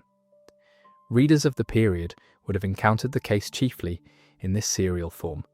A report followed some days later by a briefer follow-up, and then, in the absence of further developments, silence. The coroner's court in which the inquest was held occupied, as was customary for such proceedings in this part of London, a modest public room set aside for the purpose, furnished with little beyond the tables and benches required to seat the coroner, the jury, and those called to give evidence, together with such members of the public and the press as chose to attend. Proceedings of this kind were conducted in public, and it is likely that representatives of the newspapers already described were present in the room to take down the testimony of Ellis, of Dr. Paramore and Mr. Pepper, and of the witness who described the man seen on the Euston Road, since it is through reports evidently drawn from direct observation of the inquest that the details of this testimony have survived into the present record. The jury summoned for such an inquest were drawn in the ordinary way from among householders resident in the district, men called upon to set aside a portion of a working day to hear evidence of a kind they would not otherwise have occasion to consider, and to return upon it a verdict framed in the formal language required of such proceedings. The records generated by the investigation, the statements taken from Ellis and from the other lodgers of the house, the descriptions circulated among divisional officers, and the note of inquiry made to the pawnbrokers of the district would in the ordinary course have been retained within the files of the police division responsible for the case, in accordance with the record-keeping practices of the Metropolitan Police as they stood in the 1880s. Such files, once an investigation had ceased to produce active leads, were not destroyed but were set aside, available for consultation should a related matter arise in future. Though in practice a case of this kind, having produced no name and no arrest, was unlikely to be revisited unless some new circumstance brought it forcibly back to official attention. No such circumstance is recorded as having arisen in connection with the death of Annie Yates, and the file, so far as its later history can be traced through the sources available for this account, appears to have remained in this settled and inactive condition from the months following the inquest onward. The Bloomsbury of March 1884, its crescents and squares carrying the ordinary traffic of a London spring, its lodging houses receiving and discharging their tenants by the week, continued about its business largely undisturbed by the killing that had occurred within one of its furnished rooms. The Euston Road carried its accustomed traffic of cabs and pedestrians through the following nights, as it had on the night Yates was last seen alive, and the lamps of the Crescent continued to be lit each evening and extinguished each morning in the same rhythm they had kept before her death and would keep after it. Within this rhythm, the room at Burton Crescent, in which Annie Yates died, was, within a matter of weeks, occupied again, in the manner of any furnished room in a city where the demand for lodging outpaced any lasting reluctance to let a room in which a death had occurred, and the specific circumstances of March the 8th and 9th passed, for most who passed along that crescent in the years that followed, into the ordinary forgetfulness that overtakes even a violent death once the newspapers have ceased to report it and the file has been set aside. Whether any reward was offered for information leading to the identification of the man seen on the Euston Road is not established in the sources reviewed for this account. Rewards of this kind were a customary feature of unsolved killings in London during this period, subscribed sometimes by the police themselves and at other times by private individuals or by the newspapers reporting the case, in the hope of drawing forward some witness who might otherwise have kept silent. If such an offer was made in connection with the death of Annie Yates, it did not survive in a form that the sources consulted for this record have preserved, and this account does not assert that a reward was or was not offered where the documentary record does not settle the question. The description of the man observed on the Euston Road continued to circulate among divisional officers for some period after the inquest, in accordance with the ordinary practice by which such descriptions were retained and compared against any subsequent arrest made for an unrelated offence, in case some resemblance might connect a later suspect to an earlier unsolved case. No record consulted indicates that any arrest made in the months or years following March 1884 was ever connected, through this process of comparison, to the killing of Annie Yates. The description itself, fair hair, fair complexion, medium height, a black felt hat, a coat of the cutaway pattern, remained a description only, attached to no name and leading to no door, and it stands within the surviving record exactly as it was first given by the witness who supplied it on the night of the killing, unaltered and unconfirmed by any later development. The 3 shillings carried in the missing purse, a modest sum even by the standard of a woman in Yates's circumstances, together with the gold ring set with turquoise and pearls, represented the whole of the material gain that the killing appears to have afforded whoever committed it, so far as the investigating officers were able to establish. Neither item is recorded as having resurfaced in any pawnbroker's ledger. in any subsequent prosecution for receiving stolen goods, or in any later account of the case consulted for this record. The ring in particular, distinctive in its setting and stones, might have been expected to attract notice had it been offered for sale or pledge within the ordinary channels through which such property customarily passed, and its complete disappearance from the record has been noted by later writers on the case as one of its more puzzling features, a piece of evidence that ought, in principle, to have surfaced and never did. The pawnbroking trade in London during this period operated under a system of registration established by the Pawnbrokers Act of 1872, which required every pawnbroker to keep a ledger recording the description of each article received in pledge, together with the name and address given by the person who pledged it. This requirement existed expressly to assist the recovery of stolen property, on the reasoning that an article taken in a robbery would in many cases pass, sooner or later, across the counter of a pawn shop, where a description circulated by the police might be matched against the ledger entries kept by law. It was this system that the officers investigating Yates's death sought to employ when they circulated a description of the missing ring, a gold band of graduated gypsy setting, the stones raised in a series of collets rather than set flush with the metal, mounted with turquoise and pearls, in an arrangement distinctive enough, in principle, to be recognised by an experienced pawnbroker examining an item brought across his counter. The failure of this system to produce a result in the case of Annie Yates may be explained in several ways consistent with the ordinary operation of the trade, that the ring was broken up and its stones sold separately, that it was pledged under a false name and address of the kind the Act could not itself prevent, or that it was carried beyond the district in which the description had been circulated, to a pawnbroker who had received no notice of the theft. Whichever explanation applies, the ledgers examined in the course of the investigation yielded no entry that officers were able to connect with certainty to the property taken from Burton Crescent. The police surgeon summoned to Burton Crescent on the afternoon of the 9th of March would have found the room much as Annie Ellis had found it some hours before, the door standing as she had left it, the lamp by then extinguished or burned down to the last of its oil, and the light of an early spring afternoon entering through the window at the rear of the house, a window that, in a first-floor back room of a Georgian terrace house, would have looked out over the yards and outbuildings common to the rear of such properties, rather than onto the crescent itself. The furniture of the room, so far as it can be reconstructed from the record, consisted of the customary appointments of a furnished lodging, a bed, a washstand, a chest of drawers on which the lamp had stood, and a chair or two, arranged within a space that would have measured, in a house of this construction and period, some 12 to 14 feet in one dimension and rather less in the other.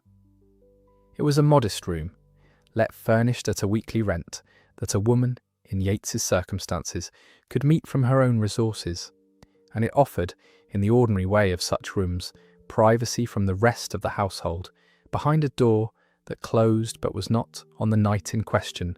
locked against the man who entered it with her. Annie Ellis herself, whose testimony forms so substantial a part of the surviving record of this case, appears in that record only in the capacity in which she gave her evidence, as a fellow lodger in the house at Burton Crescent,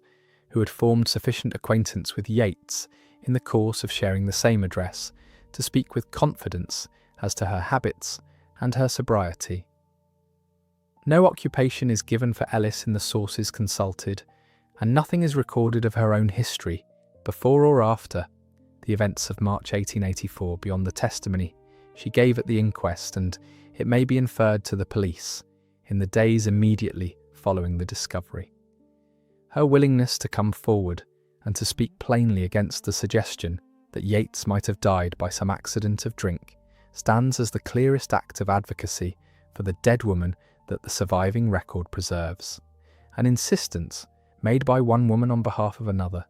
that the truth of the matter be established correctly, notwithstanding the readier and less troubling explanation that had been raised. St Mary's Hospital, from which Mr Pepper was called to join Dr Paramore, a local Hunter Street practitioner, in conducting the post-mortem examination, stood in Paddington, at some distance from Bloomsbury, and its surgeons were called upon in this period to examine the dead in cases of sudden or violent death occurring across a considerable portion of the metropolis, in accordance with the practice by which police surgeons attached to particular hospitals served the divisions in their vicinity. Mr Pepper, in particular, was among the surgeons whose names recur across the inquest records of this period in connection with cases of violent death investigated by the Metropolitan Police, called upon by reason of his standing and experience to provide the medical evidence on which a coroner's jury would base its verdict. The involvement of two examining physicians rather than one, Dr Paramore and Mr Pepper together, was consistent with the practice of the period in cases where the cause of death was not immediately self-evident from external examination alone, allowing the findings of one to be checked against the observations of the other before either gave evidence to the jury. No arrest was ever made. The investigation was never formally closed. The case remains open. The record remains incomplete. That is where the record of the second case ends. No further proceedings followed, and no name was ever formally attached to what had occurred. We turn now to a third and final case, set further back in time than either of the two already examined, in a different corner of London altogether, where a woman who managed the daily opening of a public house met a death that the constabulary of the day, still new to its work, was never able to resolve. The case of Eliza Davis begins in the parish surrounding Brook Street, near Frederick Street and the eastern edge of Regent's Park, in the spring of 1837. London at this date held a population approaching 1.5 million persons, the largest city in the world, expanding outward from its ancient core into new terraces, squares and mews, built to house a population that had nearly doubled within living memory. The streets around Regent's Park, laid out over the preceding 2 decades under the direction of the Crown's surveyors, combined recently built villas and crescents with older, more modest thoroughfares given over to trade, lodging and licensed premises of the kind where Eliza Davis was employed. Brook Street itself was one such thoroughfare, home to shopkeepers, tradesmen and small businesses serving the surrounding streets, and to public houses that opened early to serve labourers and tradesmen beginning their working day. The King's Arms wine vault stood among these premises, a licensed house combining the sale of wine with the general trade of a public house, of a kind common throughout London at this period. Such establishments customarily employed resident staff, often young women who lived on the premises in addition to serving behind the bar, responsible for opening the house each morning and maintaining its stock and takings in the publican's absence. The London of 1837 was a city still without gaslighting in many of its smaller streets, still policed by a metropolitan force that had existed for less than a decade, and still governed by parish and vestry structures that predated the reforms of the following years. The Metropolitan Police, established in 1829, had by this date extended its reach across the capital, but remained, in comparison to later decades, a young and developing institution, without a dedicated detective branch, and without many of the investigative procedures that would become standard practice later in the century. Investigations of serious crime in 1837 relied upon local inspectors and constables working divisional beats, upon the cooperation of witnesses and neighbours, and upon the identification of suspects through description and confrontation rather than through the forensic methods of a later period. It was into this setting, and within this developing system of policing, that the death of Eliza Davis would be investigated. Eliza Davis was Welsh by birth. The parish records and family history that might establish her place of origin, her parents and her early circumstances have not survived or have not been located, and the account of her life prior to London begins only with her arrival at the King's Arms. She had lived and worked at the premises for 7 to 8 years before her death, a period of residence that placed her arrival there while she was still in her early teenage years, in keeping with the common practice of the period whereby young women entered domestic and public house service at a young age. Nothing further is recorded of the circumstances that brought her from Wales to London, nor of any family she left behind. By the time of her death, at the age of 21,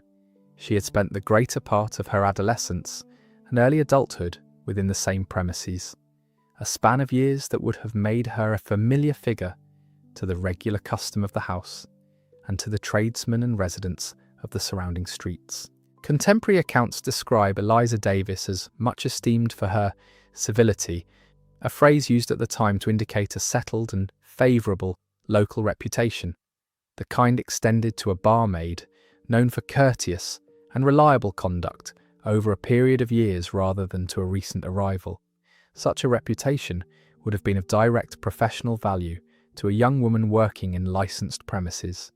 dependent as this work was upon steady custom and upon the trust of an employer willing to leave the keys of the house in her charge. No record survives of any marriage, engagement, or close personal attachment involving Eliza Davis, and no other biographical detail beyond her long residence at the King's Arms, and her general character has been established in the sources examined for this account. The circumstances of the household at the King's Arms followed a settled routine by the spring of 1837. Eliza Davis rose each morning at approximately 6 o'clock, took the keys of the premises into her charge, and proceeded to open the house for the day's business, a task that fell to her as the resident barmaid rather than to the publican, George Wadley, who kept the establishment. This routine placed her each morning as the first person awake and active within the building, responsible for unlocking the doors, preparing the bar, and receiving the earliest custom of the day before the household at large had risen. Among that earliest custom was a particular individual described by George Wadley as being in the habit of arriving at the premises at or around 6 o'clock each morning, a regularity of attendance that placed this person, whoever he was, in close and repeated contact with Eliza Davis at the 1 hour of the day when she was alone in the house and responsible for its opening. This routine, established over years of service, meant that whatever occurred on the night of the 8th of May 1837 took place within a household accustomed to a fixed and predictable pattern, one in which a lone young woman held sole responsibility for the earliest hours of the working day. No sounds of disturbance or struggle were reported by other residents of the premises during that night, a detail consistent with either a surprise attack upon a victim, unable to raise an alarm, or with the presence of a person known to Eliza Davis and admitted by her without suspicion. Neither possibility can be stated with certainty on the surviving record, and the circumstances that immediately preceded her death remain in the main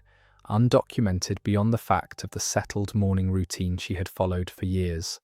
and the regular customer whose habitual early arrival forms the principal investigative thread that followed. 2 accounts exist of persons who came under suspicion in the aftermath of the crime, and both must be treated with considerable caution.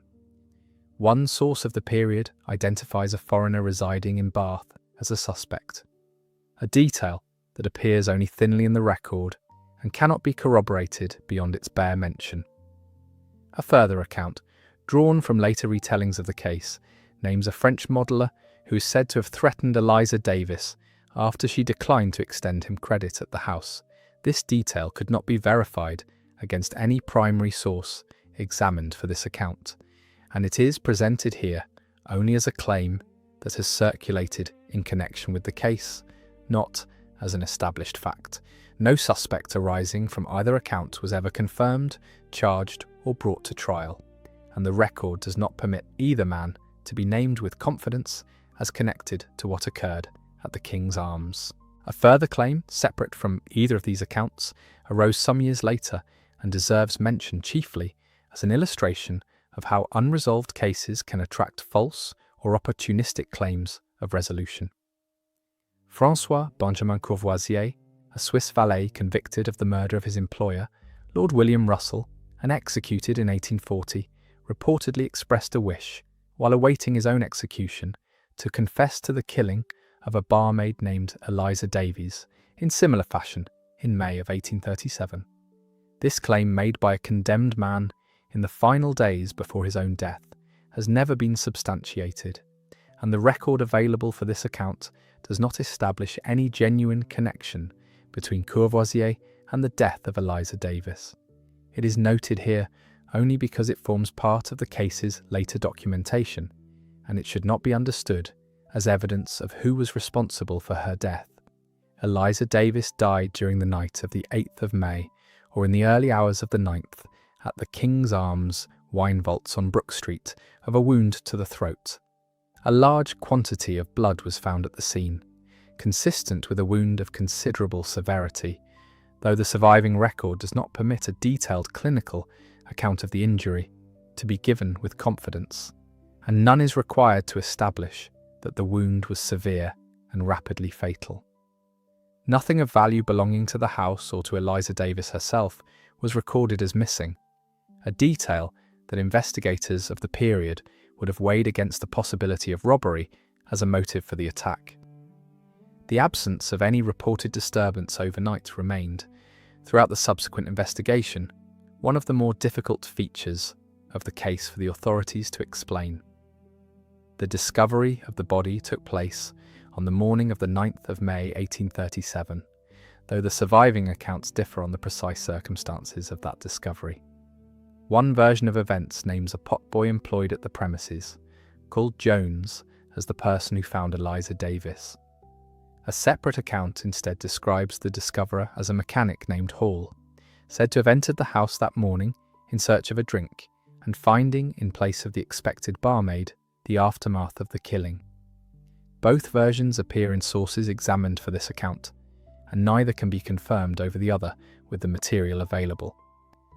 What is established is that the body was found at the opening hour of the house, in keeping with the routine Eliza Davies had followed without variation for years, and that the discovery brought the ordinary business of the King's Arms to an immediate halt. Word of the death spread quickly through the streets surrounding Brook Street, and the investigation that followed was placed, according to the most consistently sourced account, in the hands of Inspector Aggs of the local division. A separate account instead credits the investigation to Inspector George Feltham, working in conjunction with a Constable Pegler of the T Division, an officer independently documented as having assisted in the pursuit of the convicted murderer James Greenacre in an unrelated case the previous year. The surviving sources do not permit these two versions of the investigating team to be reconciled with confidence, and this account proceeds on the more widely attested naming of Inspector Aggs as the officer principally associated with the case, while noting that the alternative naming of Feltham and Pegler cannot be ruled out on the material available. Whichever officer led the inquiry, the investigation proceeded along lines standard to the period. Statements were taken from the residents of the King's Arms, from George Wadley as publican, and from neighbouring tradesmen and residents of Brook Street who might have observed movement about the premises during the night or in the early hours of the morning. Particular attention was directed toward the regular 6 o'clock customer whose habitual attendance had placed him in repeated proximity to Eliza Davies, though the surviving record does not establish that this individual was ever definitively identified or charged. A reward notice was issued within days of the killing, on or around the 12th of May, offering payment for information leading to the apprehension of the person responsible, and reportedly taking care to state that the wanted man was not a foreigner, as had been suggested in some newspaper accounts, though the precise wording of this notice has not been independently confirmed beyond its general substance as reported. Numerous individuals were traced by the investigating officers in the weeks following the killing and brought before George Wadley for identification, in keeping with the standard practice of the period whereby a publican or other witness familiar with a premise's regular custom, would be asked to view possible suspects and state whether any resembled a person known to have frequented the house. None of these identifications produced a confirmed result, and no person was ever charged in connection with the death of Eliza Davis. The investigation, conducted with the resources and methods available to a police force still in the early decades of its existence, was unable to establish with sufficient certainty the identity of the person responsible, and the case passed within a matter of weeks from active pursuit into the status of an unresolved enquiry. A post-mortem examination was conducted in the days following the discovery of the body, in keeping with the standard requirement that a sudden and violent death be examined by a qualified physician before burial could proceed. The surviving sources reviewed for this account do not preserve the name of the physician who conducted that examination, nor the precise findings entered into the record beyond the established cause of death. What can be stated with confidence is that the examination confirmed a wound to the throat as the cause of death, that the injury was determined to have been rapidly fatal, and that the physical evidence was consistent with an attack carried out at close quarters against a victim who had little or no opportunity to resist or call out. Beyond these established facts, the surviving record does not permit a fuller account of the medical findings to be given, and none is required to establish the severity of what had occurred. An inquest would have followed as a matter of course under the law then governing sudden and violent deaths within the metropolis, convened before a coroner and a jury drawn from the local parish, with the purpose of establishing the cause of death and any circumstances bearing upon it. The specific coroner presiding, the date upon which the inquest was held, and the precise wording of the verdict returned have not been established in the sources examined for this account, and this narrative does not assert particulars that the surviving record does not support. It can be said with reasonable confidence, given the standard practice of the period and the absence of any recorded prosecution, that the inquest proceeded to a finding consistent with willful murder by a person or persons unknown, the customary verdict returned in cases where a violent death was established, but no individual could be charged. This account does not, however, assert that specific verdict as a matter of documented fact, and readers of the surviving sources should understand the inquest's precise conclusions as a gap in the record rather than a settled point. The weeks that followed the inquest brought no further progress in identifying the person responsible. George Wadley continued to operate the King's Arms, and the premises, after a period of disruption attending the investigation, resumed its ordinary trade under new arrangements for its daily opening. The responsibility that had fallen to Eliza Davis for the better part of a decade now necessarily reassigned. The regular customer whose 6 o'clock attendance had drawn the early attention of investigators does not appear again in the surviving record under any confirmed name, and whether he was ever definitively cleared or whether he simply ceased to be traceable once the investigation's early momentum had passed cannot be established from the sources available. The reward notice issued in the days after the killing appears to have produced no information sufficient to bring a prosecution, and as the weeks lengthened into months, the case settled into the condition, common to a great many violent deaths, of the period investigated without the benefit of later forensic method. An event fully documented in its immediate aftermath and permanently unresolved thereafter. The streets surrounding Brook Street continued much as they had before, a working district of tradesmen, licensed premises, and modest housing situated within calling distance of the recently completed terraces of Regent's Park. The daily rhythms of deliveries, opening hours, and passing custom resuming their ordinary course within weeks of the killing. Public houses of this description, offering both resident employment to young women and a settled position within the daily life of a street, remained a common feature of London's licensed trade throughout the middle decades of the century, and the routine that had placed Eliza Davis alone at the King's Arms each morning was not exceptional to her circumstances, but characteristic of the trade as a whole. It was this ordinary and widely shared routine, rather than any unusual circumstance particular to the house or its keeper, that the investigating officers had identified as the point at which the household security had proved insufficient. The killing of Eliza Davis received coverage in the London press of the period, coverage that included, within days, notice of the reward offered for information and subsequent brief reports on the want of progress in the inquiry. A broadside recounting the circumstances of the murder was produced and sold in the manner customary for notable London killings of the period, a single sheet intended for a popular readership, combining a summary of the known facts with the kind of moralising commentary typical of the form,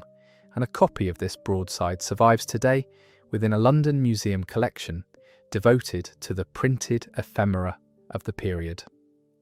Beyond this broadside and the newspaper coverage of the following weeks, no play, ballad, or other substantial cultural treatment of the case from the period itself has been identified in the sources examined for this account, and the case did not achieve the lasting prominence of some of its contemporaries. In more recent decades, the case of Eliza Davis has been preserved principally through local history and true crime writing conducted online, treatments that have drawn upon the surviving newspaper accounts and the broadside record to reconstruct the circumstances of her death and the failed investigation that followed. No major modern book-length study of the case has been identified, and it has not in the period since 1837 achieved the wider public recognition attached to some other unsolved London killings of women in licensed or lodging premises during the middle decades of the 19th century. It remains, instead, a case sustained chiefly by the diligence of local historians and by the survival of a single period broadside rather than by any continuous thread of popular retelling across the century and a half that has followed. The year 1837 fell within the final weeks of the reign of William IV, a period of transition in the government of the country that would conclude within 6 weeks of Eliza Davis's death, with the accession of a new monarch to the throne. The policing of London at this date, still shaped by the recent creation of the Metropolitan Force less than a decade earlier, relied upon divisional inspectors and constables working within defined local beats, and upon a system of witness identification and public appeal rather than upon the forensic and investigative techniques that would develop across the following decades.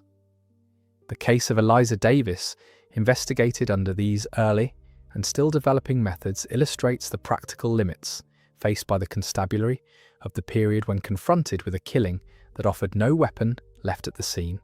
no missing property to trace, and no witness able to identify the person responsible with sufficient certainty to support a prosecution. Other killings of women employed in licensed premises or living in rented lodgings within London during the years that followed presented investigators with comparable difficulties, cases in which a victim living or working largely alone was found dead with no witness to the crime itself and no property taken to guide the inquiry toward a motive. Each such case tested the developing methods of the Metropolitan Force in its own right, and each was resolved or left unresolved according to the particular evidence it happened to yield. The death of Eliza Davis stood as one instance among this broader pattern of licensed premises and lodging house killings that marked London's early Victorian decades, its own investigation conducted independently, and its own outcome determined solely by the evidence gathered in the weeks following the 9th of May 1837. George Wadley continued as publican of the King's Arms for a period beyond the events of 1837, though the surviving record does not establish how long he retained the premises or what became of the house in later decades.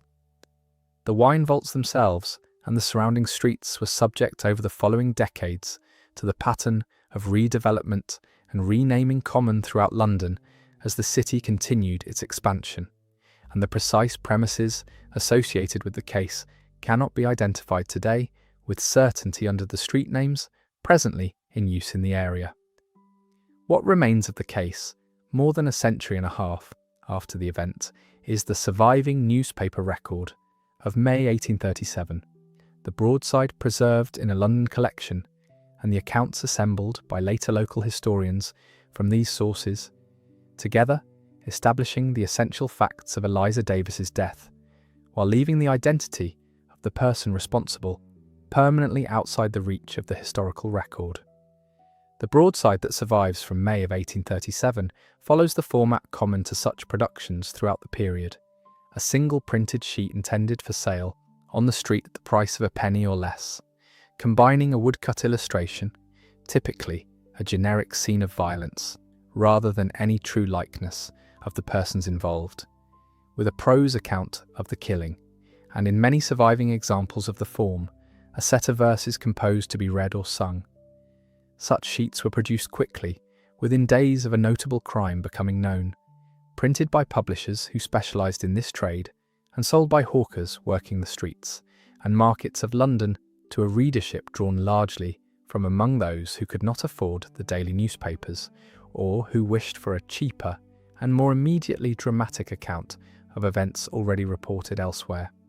The broadside concerning Eliza Davis, preserved today within a London museum collection devoted to such printed ephemera, stands as one of many thousands of comparable sheets produced across the decades in which the form flourished. Its survival owed less to any particular significance attached to the case at the time than to the ordinary chances by which such fragile, cheaply printed sheets came to be collected and retained rather than discarded. The newspaper coverage that accompanied the broadside followed a different and more restrained convention, typical of the London press of 1837,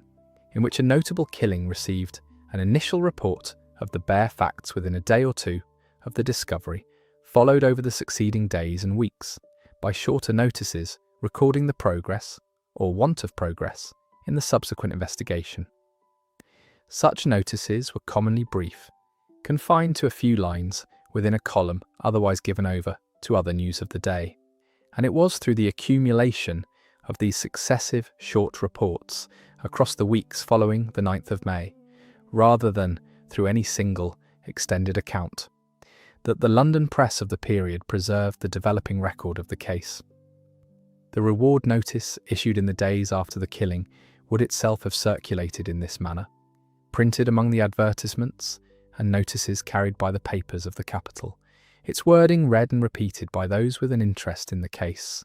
but its practical effect, judged by the absence of any recorded arrest, limited. The parish in which the King's Arms stood maintained, as did every parish within the metropolis, its own registers of births, deaths and burials, records kept by the incumbent clergy and churchwardens according to long-established practice, and it is to such registers that a fuller account of Eliza Davis's burial would in principle belong. The surviving sources examined for this account have not located an entry recording the disposition of her remains, whether within the parish itself or elsewhere, and this detail, like a number of others touching the more private circumstances of her death, has not survived in a form accessible to the present account. The parish authorities of 1837, faced with a death investigated but unresolved, would have proceeded to burial according to the ordinary requirements of the law once the coroner's proceedings had concluded, a routine administrative matter that, unlike the killing itself, attracted no particular notice in the surviving press or broadside record. The King's Arms itself, as a licensed premises, would have remained subject throughout these weeks to the ordinary oversight of the local magistracy responsible for the renewal of licenses within the district, a responsibility that included satisfying itself as to the good order and management of houses under its jurisdiction. Whether the killing of a resident barmaid under such circumstances prompted any particular scrutiny of George Wadley's management of the house,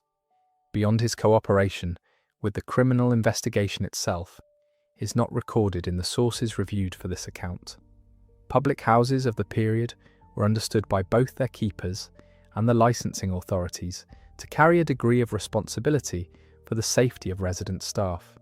particularly young women engaged in the daily opening and closing of premises situated, as many such houses were, on streets that saw little supervision during the earliest hours of the morning. The routine that had placed Eliza Davis alone with the keys of the house each day before 6 o'clock was, in this sense, a feature of the trade recognised at the time as carrying an element of risk, even where no particular danger had previously presented itself at that specific address. The surrounding streets in the years that followed 1837 continued to develop along the lines already established by the Crown's building programme around Regent's Park, with further terraces and mews constructed through the middle decades of the century as London's population continued its rapid growth. The specific thoroughfare on which the King's Arms stood underwent, as did many streets in this part of London, changes of name and alignment across the following decades, part of the broader process by which the capital's expanding street network was periodically reorganised and renumbered by the parish vestries, and later by the Metropolitan Board of Works. Locating the precise site of the wine vaults today,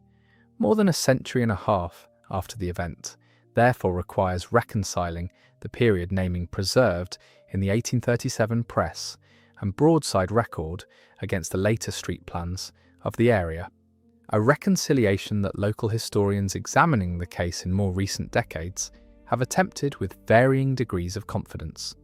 but which does not alter the substance of the established facts concerning the killing itself. The records generated by T Division in the course of its ordinary business during 1837 were not preserved in the manner that later Metropolitan Police records would come to be preserved, and the surviving documentary trail of the Eliza Davis investigation exists today almost entirely through the medium of the contemporary press and the single surviving broadside, rather than through any internal police file. The Metropolitan Force at this early date maintained divisional occurrence books and correspondence in the ordinary course of its work, but the systematic retention of such material for cases that did not result in a trial was neither a settled practice nor, in the case of many early volumes, one that has survived intact to the present day. A trial, had one occurred, would have generated depositions, witness statements, and a formal record preserved among the papers of the court before which it was heard, material of the kind that has allowed historians of other Victorian killings to reconstruct events in considerable detail from the surviving legal record.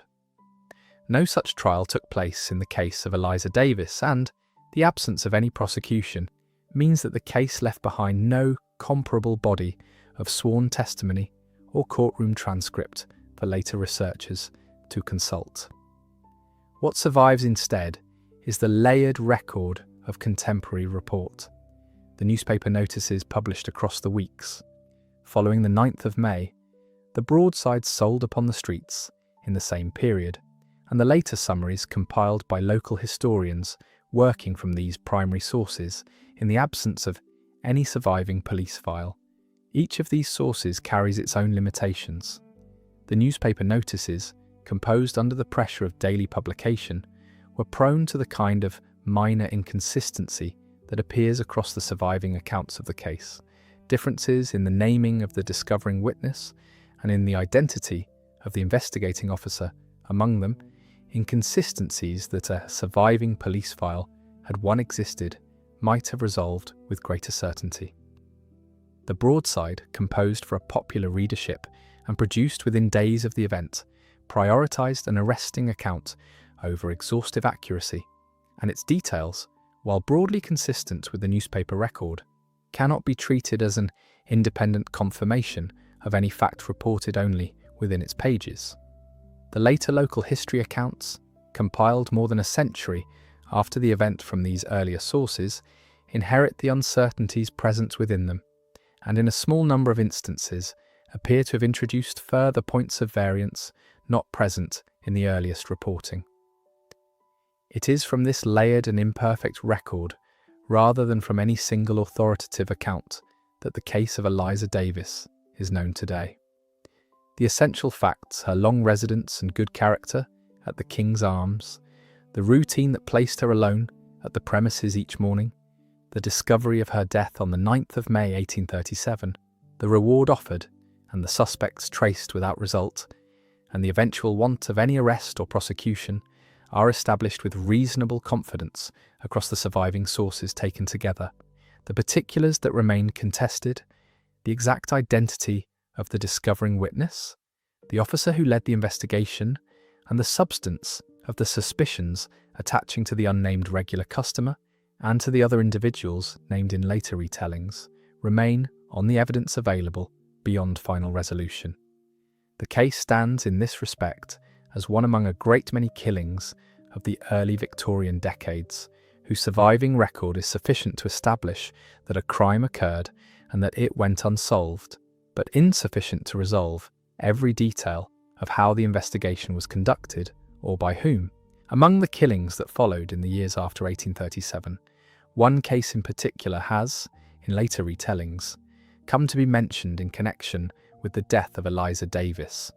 though the two were entirely separate matters investigated independently and separated by more than a year. In May of 1838, a woman named Eliza Grimwood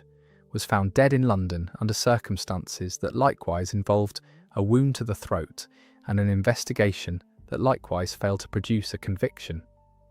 The coincidence of the shared first name and the shared method of killing has led some later writers to note the two cases together, but the surviving record establishes no connection whatsoever between them beyond this coincidence, and the two women, their circumstances, their places of residence, and the particulars of their deaths were entirely distinct. The Grimwood case, better documented in the surviving press and subject to a more extensive contemporary investigation, achieved a degree of notoriety in its own right that the case of Eliza Davis did not, and the two should not be read as related instances of a single unresolved pattern, notwithstanding the resemblance that has occasionally drawn later commentators to mention them in the same breath. The constable's beat that would have covered the streets surrounding Brook Street in 1837 followed the divisional pattern established across the metropolis. Since the founding of the force 8 years earlier, a fixed route walked at a regular pace through the night and early morning hours, timed so that a constable might be expected to pass a given point on his beat at intervals of perhaps 15 minutes to half an hour, depending upon the length and character of the ground assigned to him. Such a constable, walking his beat through the small hours of the 8th and 9th of May, would have passed along or near Brook Street multiple times during the night, carrying a wooden rattle to summon assistance in place of the whistle that would come into use only later in the century, and equipped with a lantern to examine doorways, alleys, and other points along his route for signs of disturbance. Whether any constable on this beat passed the King's Arms during the hours in which the killing is believed to have occurred, and whether he observed anything of note, is not recorded in the surviving sources, an absence consistent with the broader want of any account of disturbance or unusual activity reported by neighbours or passers-by during that night. The working day of a district such as this began early, and the streets around Brook Street would have shown signs of activity well before the hour at which Eliza Davis was accustomed to rise. Carters and tradesmen making early deliveries, labourers making their way toward work sites across the city, and the keepers of neighbouring shops preparing to open their own premises would all have been abroad in the streets in the hour before 6 o'clock, a period of gradually increasing activity within which the opening of the King's Arms formed one small, and until the morning of the 9th of May, entirely unremarkable part. It was into this same texture of early activity that whoever entered the King's Arms that morning, whether potboy, mechanic, or another person entirely, passed on his way to what became the discovery of Eliza Davis's death, a discovery made not in isolation, but within a street already beginning to stir with the ordinary business of a London morning. Within a short space of the discovery becoming known, a small crowd of neighbours, tradesmen, and passers-by gathered in the street outside the King's Arms. Drawn by word passed rapidly from shop to shop and doorway to doorway in the manner customary to a close-built London district when news of a serious crime broke upon it. A constable summoned to the scene would have taken immediate steps to secure the premises against the curious, restricting access to the room in which Eliza Davis was found, while messengers were dispatched to notify the divisional station and to summon a surgeon competent to examine the body and confirm the fact and likely cause of death before the coroner's own proceedings could be arranged. George Wadley, informed of what had occurred within his own house, would have been required to give an initial account of the household's movements over the preceding hours to the first officers on the scene, an account that formed the earliest thread of the statements later gathered in the course of the investigation. The gathering crowd outside the King's Arms represented, in miniature, the manner in which news of such a killing moved through a London neighbourhood in 1837, carried not by any organised system of notification, but by the ordinary exchange of information among tradesmen making their morning rounds, shopkeepers opening their premises, and residents stepping into the street to learn the cause of the unusual activity before their own doors. Such a crowd, gathered within the first hour of a discovery of this kind, served the practical purpose, recognised by the police of the period, of yielding potential witnesses who might have observed something of note during the preceding hours, and the officers attending the scene would have made a point of taking the names of those present and asking whether any among them had passed the premises or noticed any person entering or leaving it during the course of the night. It was from precisely this kind of immediate, informal canvass of the gathered neighbourhood, conducted within hours of the discovery and before the more formal process of tracing named suspects had begun, that the earliest thread of the investigation into the death of Eliza Davis was drawn. The reward notice, once issued, would have been printed for posting in the customary places upon walls and shop fronts throughout the immediate neighbourhood and more widely across the metropolis, and repeated within the advertisement columns of the London newspapers over the days that followed its first appearance. Such notices, typical of the period, offered a stated sum to any person able to furnish information leading to the discovery and conviction of the individual responsible, a sum intended to be substantial enough to overcome any reluctance among those who might possess relevant knowledge, but no immediate incentive to come forward. The precise figure offered in connection with the death of Eliza Davis has not been established with confidence in the sources examined for this account, though the general practice of the period suggests a sum calculated to attract the attention of servants, lodgers, or casual acquaintances of any suspected individual, persons who might otherwise have had little reason to approach the police directly. The posting and republication of such a notice typically generated, in cases of this kind, a body of information of widely varying quality, ranging from genuine recollection of relevant detail to malicious accusation directed against personal enemies, to statements offered by persons seeking the reward with little regard for their accuracy. Investigating officers of the period were accustomed to sifting such information with considerable caution, aware that a promised reward could produce as much confusion as assistance, and the numerous individuals traced and brought before George Wadley for identification in the weeks following the killing very likely represent the product of exactly this kind of mixed response, some arising from genuine suspicion reported by neighbours or acquaintances, others from the more speculative accusations that a reward notice of this kind commonly invited. That none of these many identifications produced a result sufficient to support a charge reflects in part the ordinary difficulty of eyewitness identification under the conditions of the period, conducted without photography and dependent entirely upon the memory and description of witnesses who had, in most instances, observed the man in question only briefly and in passing in the course of his habitual early morning custom at the house.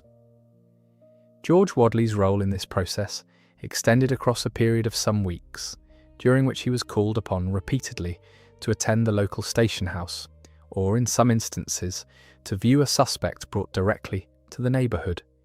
in order to state whether the man presented to him resembled the customer whose regular attendance at the King's Arms had drawn the earliest suspicion. Each such occasion required him to set aside the ordinary business of the house, itself already disrupted by the loss of the barmaid, who had managed its opening for close to a decade in order to attend upon the police and render a judgment that, time and again, failed to produce a positive result.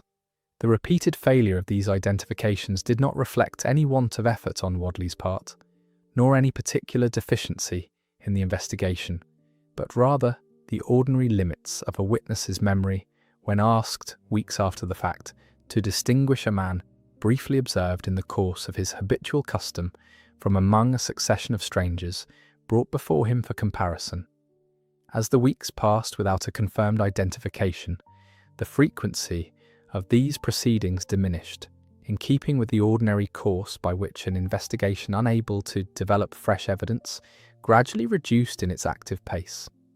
The officers concerned turning their attention to other matters within their division, while remaining in principle open to any further information that might come forward. The case did not, in this sense, close upon any single formal date, but rather receded from active pursuit in the manner typical of unsolved killings of the period, its file remaining nominally open, while the practical work of investigation ceased for want of any further avenue to pursue. The station house to which George Wadley was called for these repeated identifications stood as one of the new, purpose-built structures raised by the Metropolitan Force in the years immediately following its establishment. Functional buildings of brick construction, plain in appearance, containing a charge room, cells for the temporary detention of prisoners, and an office for the divisional inspector, quite unlike the older watch houses and parish lockups that such stations had largely replaced. It was within such a setting, under gas or oil lighting, and amid the ordinary business of a working police station, that Wadley would have been asked, on each occasion, to look upon the man brought before him and to state as plainly as memory allowed whether he recognised in him the figure who had, for some time, been in the habit of arriving at the King's Arms each morning. The formality of the setting and the seriousness with which such proceedings were conducted stood in marked contrast to the ordinary and unremarkable nature of the original observation upon which each identification depended, a brief and repeated encounter across a bar counter, made in the ordinary course of trade, rather than with any thought that it might one day bear upon a matter of life and death. The T division, within which Brook Street fell, was one of 17 divisions into which the Metropolitan Police had divided the capital upon its formation in 1829, each identified by a letter and responsible for policing a defined district of the city under the command of a superintendent, with inspectors and sergeants directing the constables assigned to beats within that district. The investigation into the death of Eliza Davis, whichever inspector ultimately directed it, was therefore conducted within this structure, drawing upon constables whose ordinary duties consisted of beat patrol rather than criminal investigation, at a period some years before the establishment, in 1842, of a dedicated detective department within the force. The absence of any such specialised investigative body in 1837 meant that a case of this kind was pursued by officers whose training and daily experience lay chiefly in the preservation of public order, applying to a killing of considerable complexity the same methods of witness statement, public notice, and personal identification that served the ordinary policing of the streets, methods that would, within a matter of years, come to be regarded as insufficient to the demands of serious criminal investigation and would prompt the reforms that followed. A wine vaults of the kind represented by the King's Arms differed in certain particulars from the ordinary alehouse or beer shop common throughout London's poorer districts. Its trade centred upon the sale of wine and spirits drawn from stock held in cellars beneath the premises, in addition to the beer and porter sold across its counter to the general custom of the street. The management of such a house required daily attention to the condition and security of this cellar stock, a responsibility that would have formed part of the routine Eliza Davis carried out each morning alongside the opening of the doors, descending to the cellar to check the state of the casks and bottles before the house opened for trade. The premises themselves, typical of licensed houses of this description, would have comprised a public taproom fronting the street, a cellar beneath given over to storage, and private quarters above or to the rear, where the publican's family and resident staff, including Eliza Davis, kept their lodgings separate from the business conducted below. It was within these upper or rear quarters that Eliza Davis maintained her own small space, distinct from the public rooms of the house, a private lodging of the kind customarily afforded to a resident barmaid in return for her labour,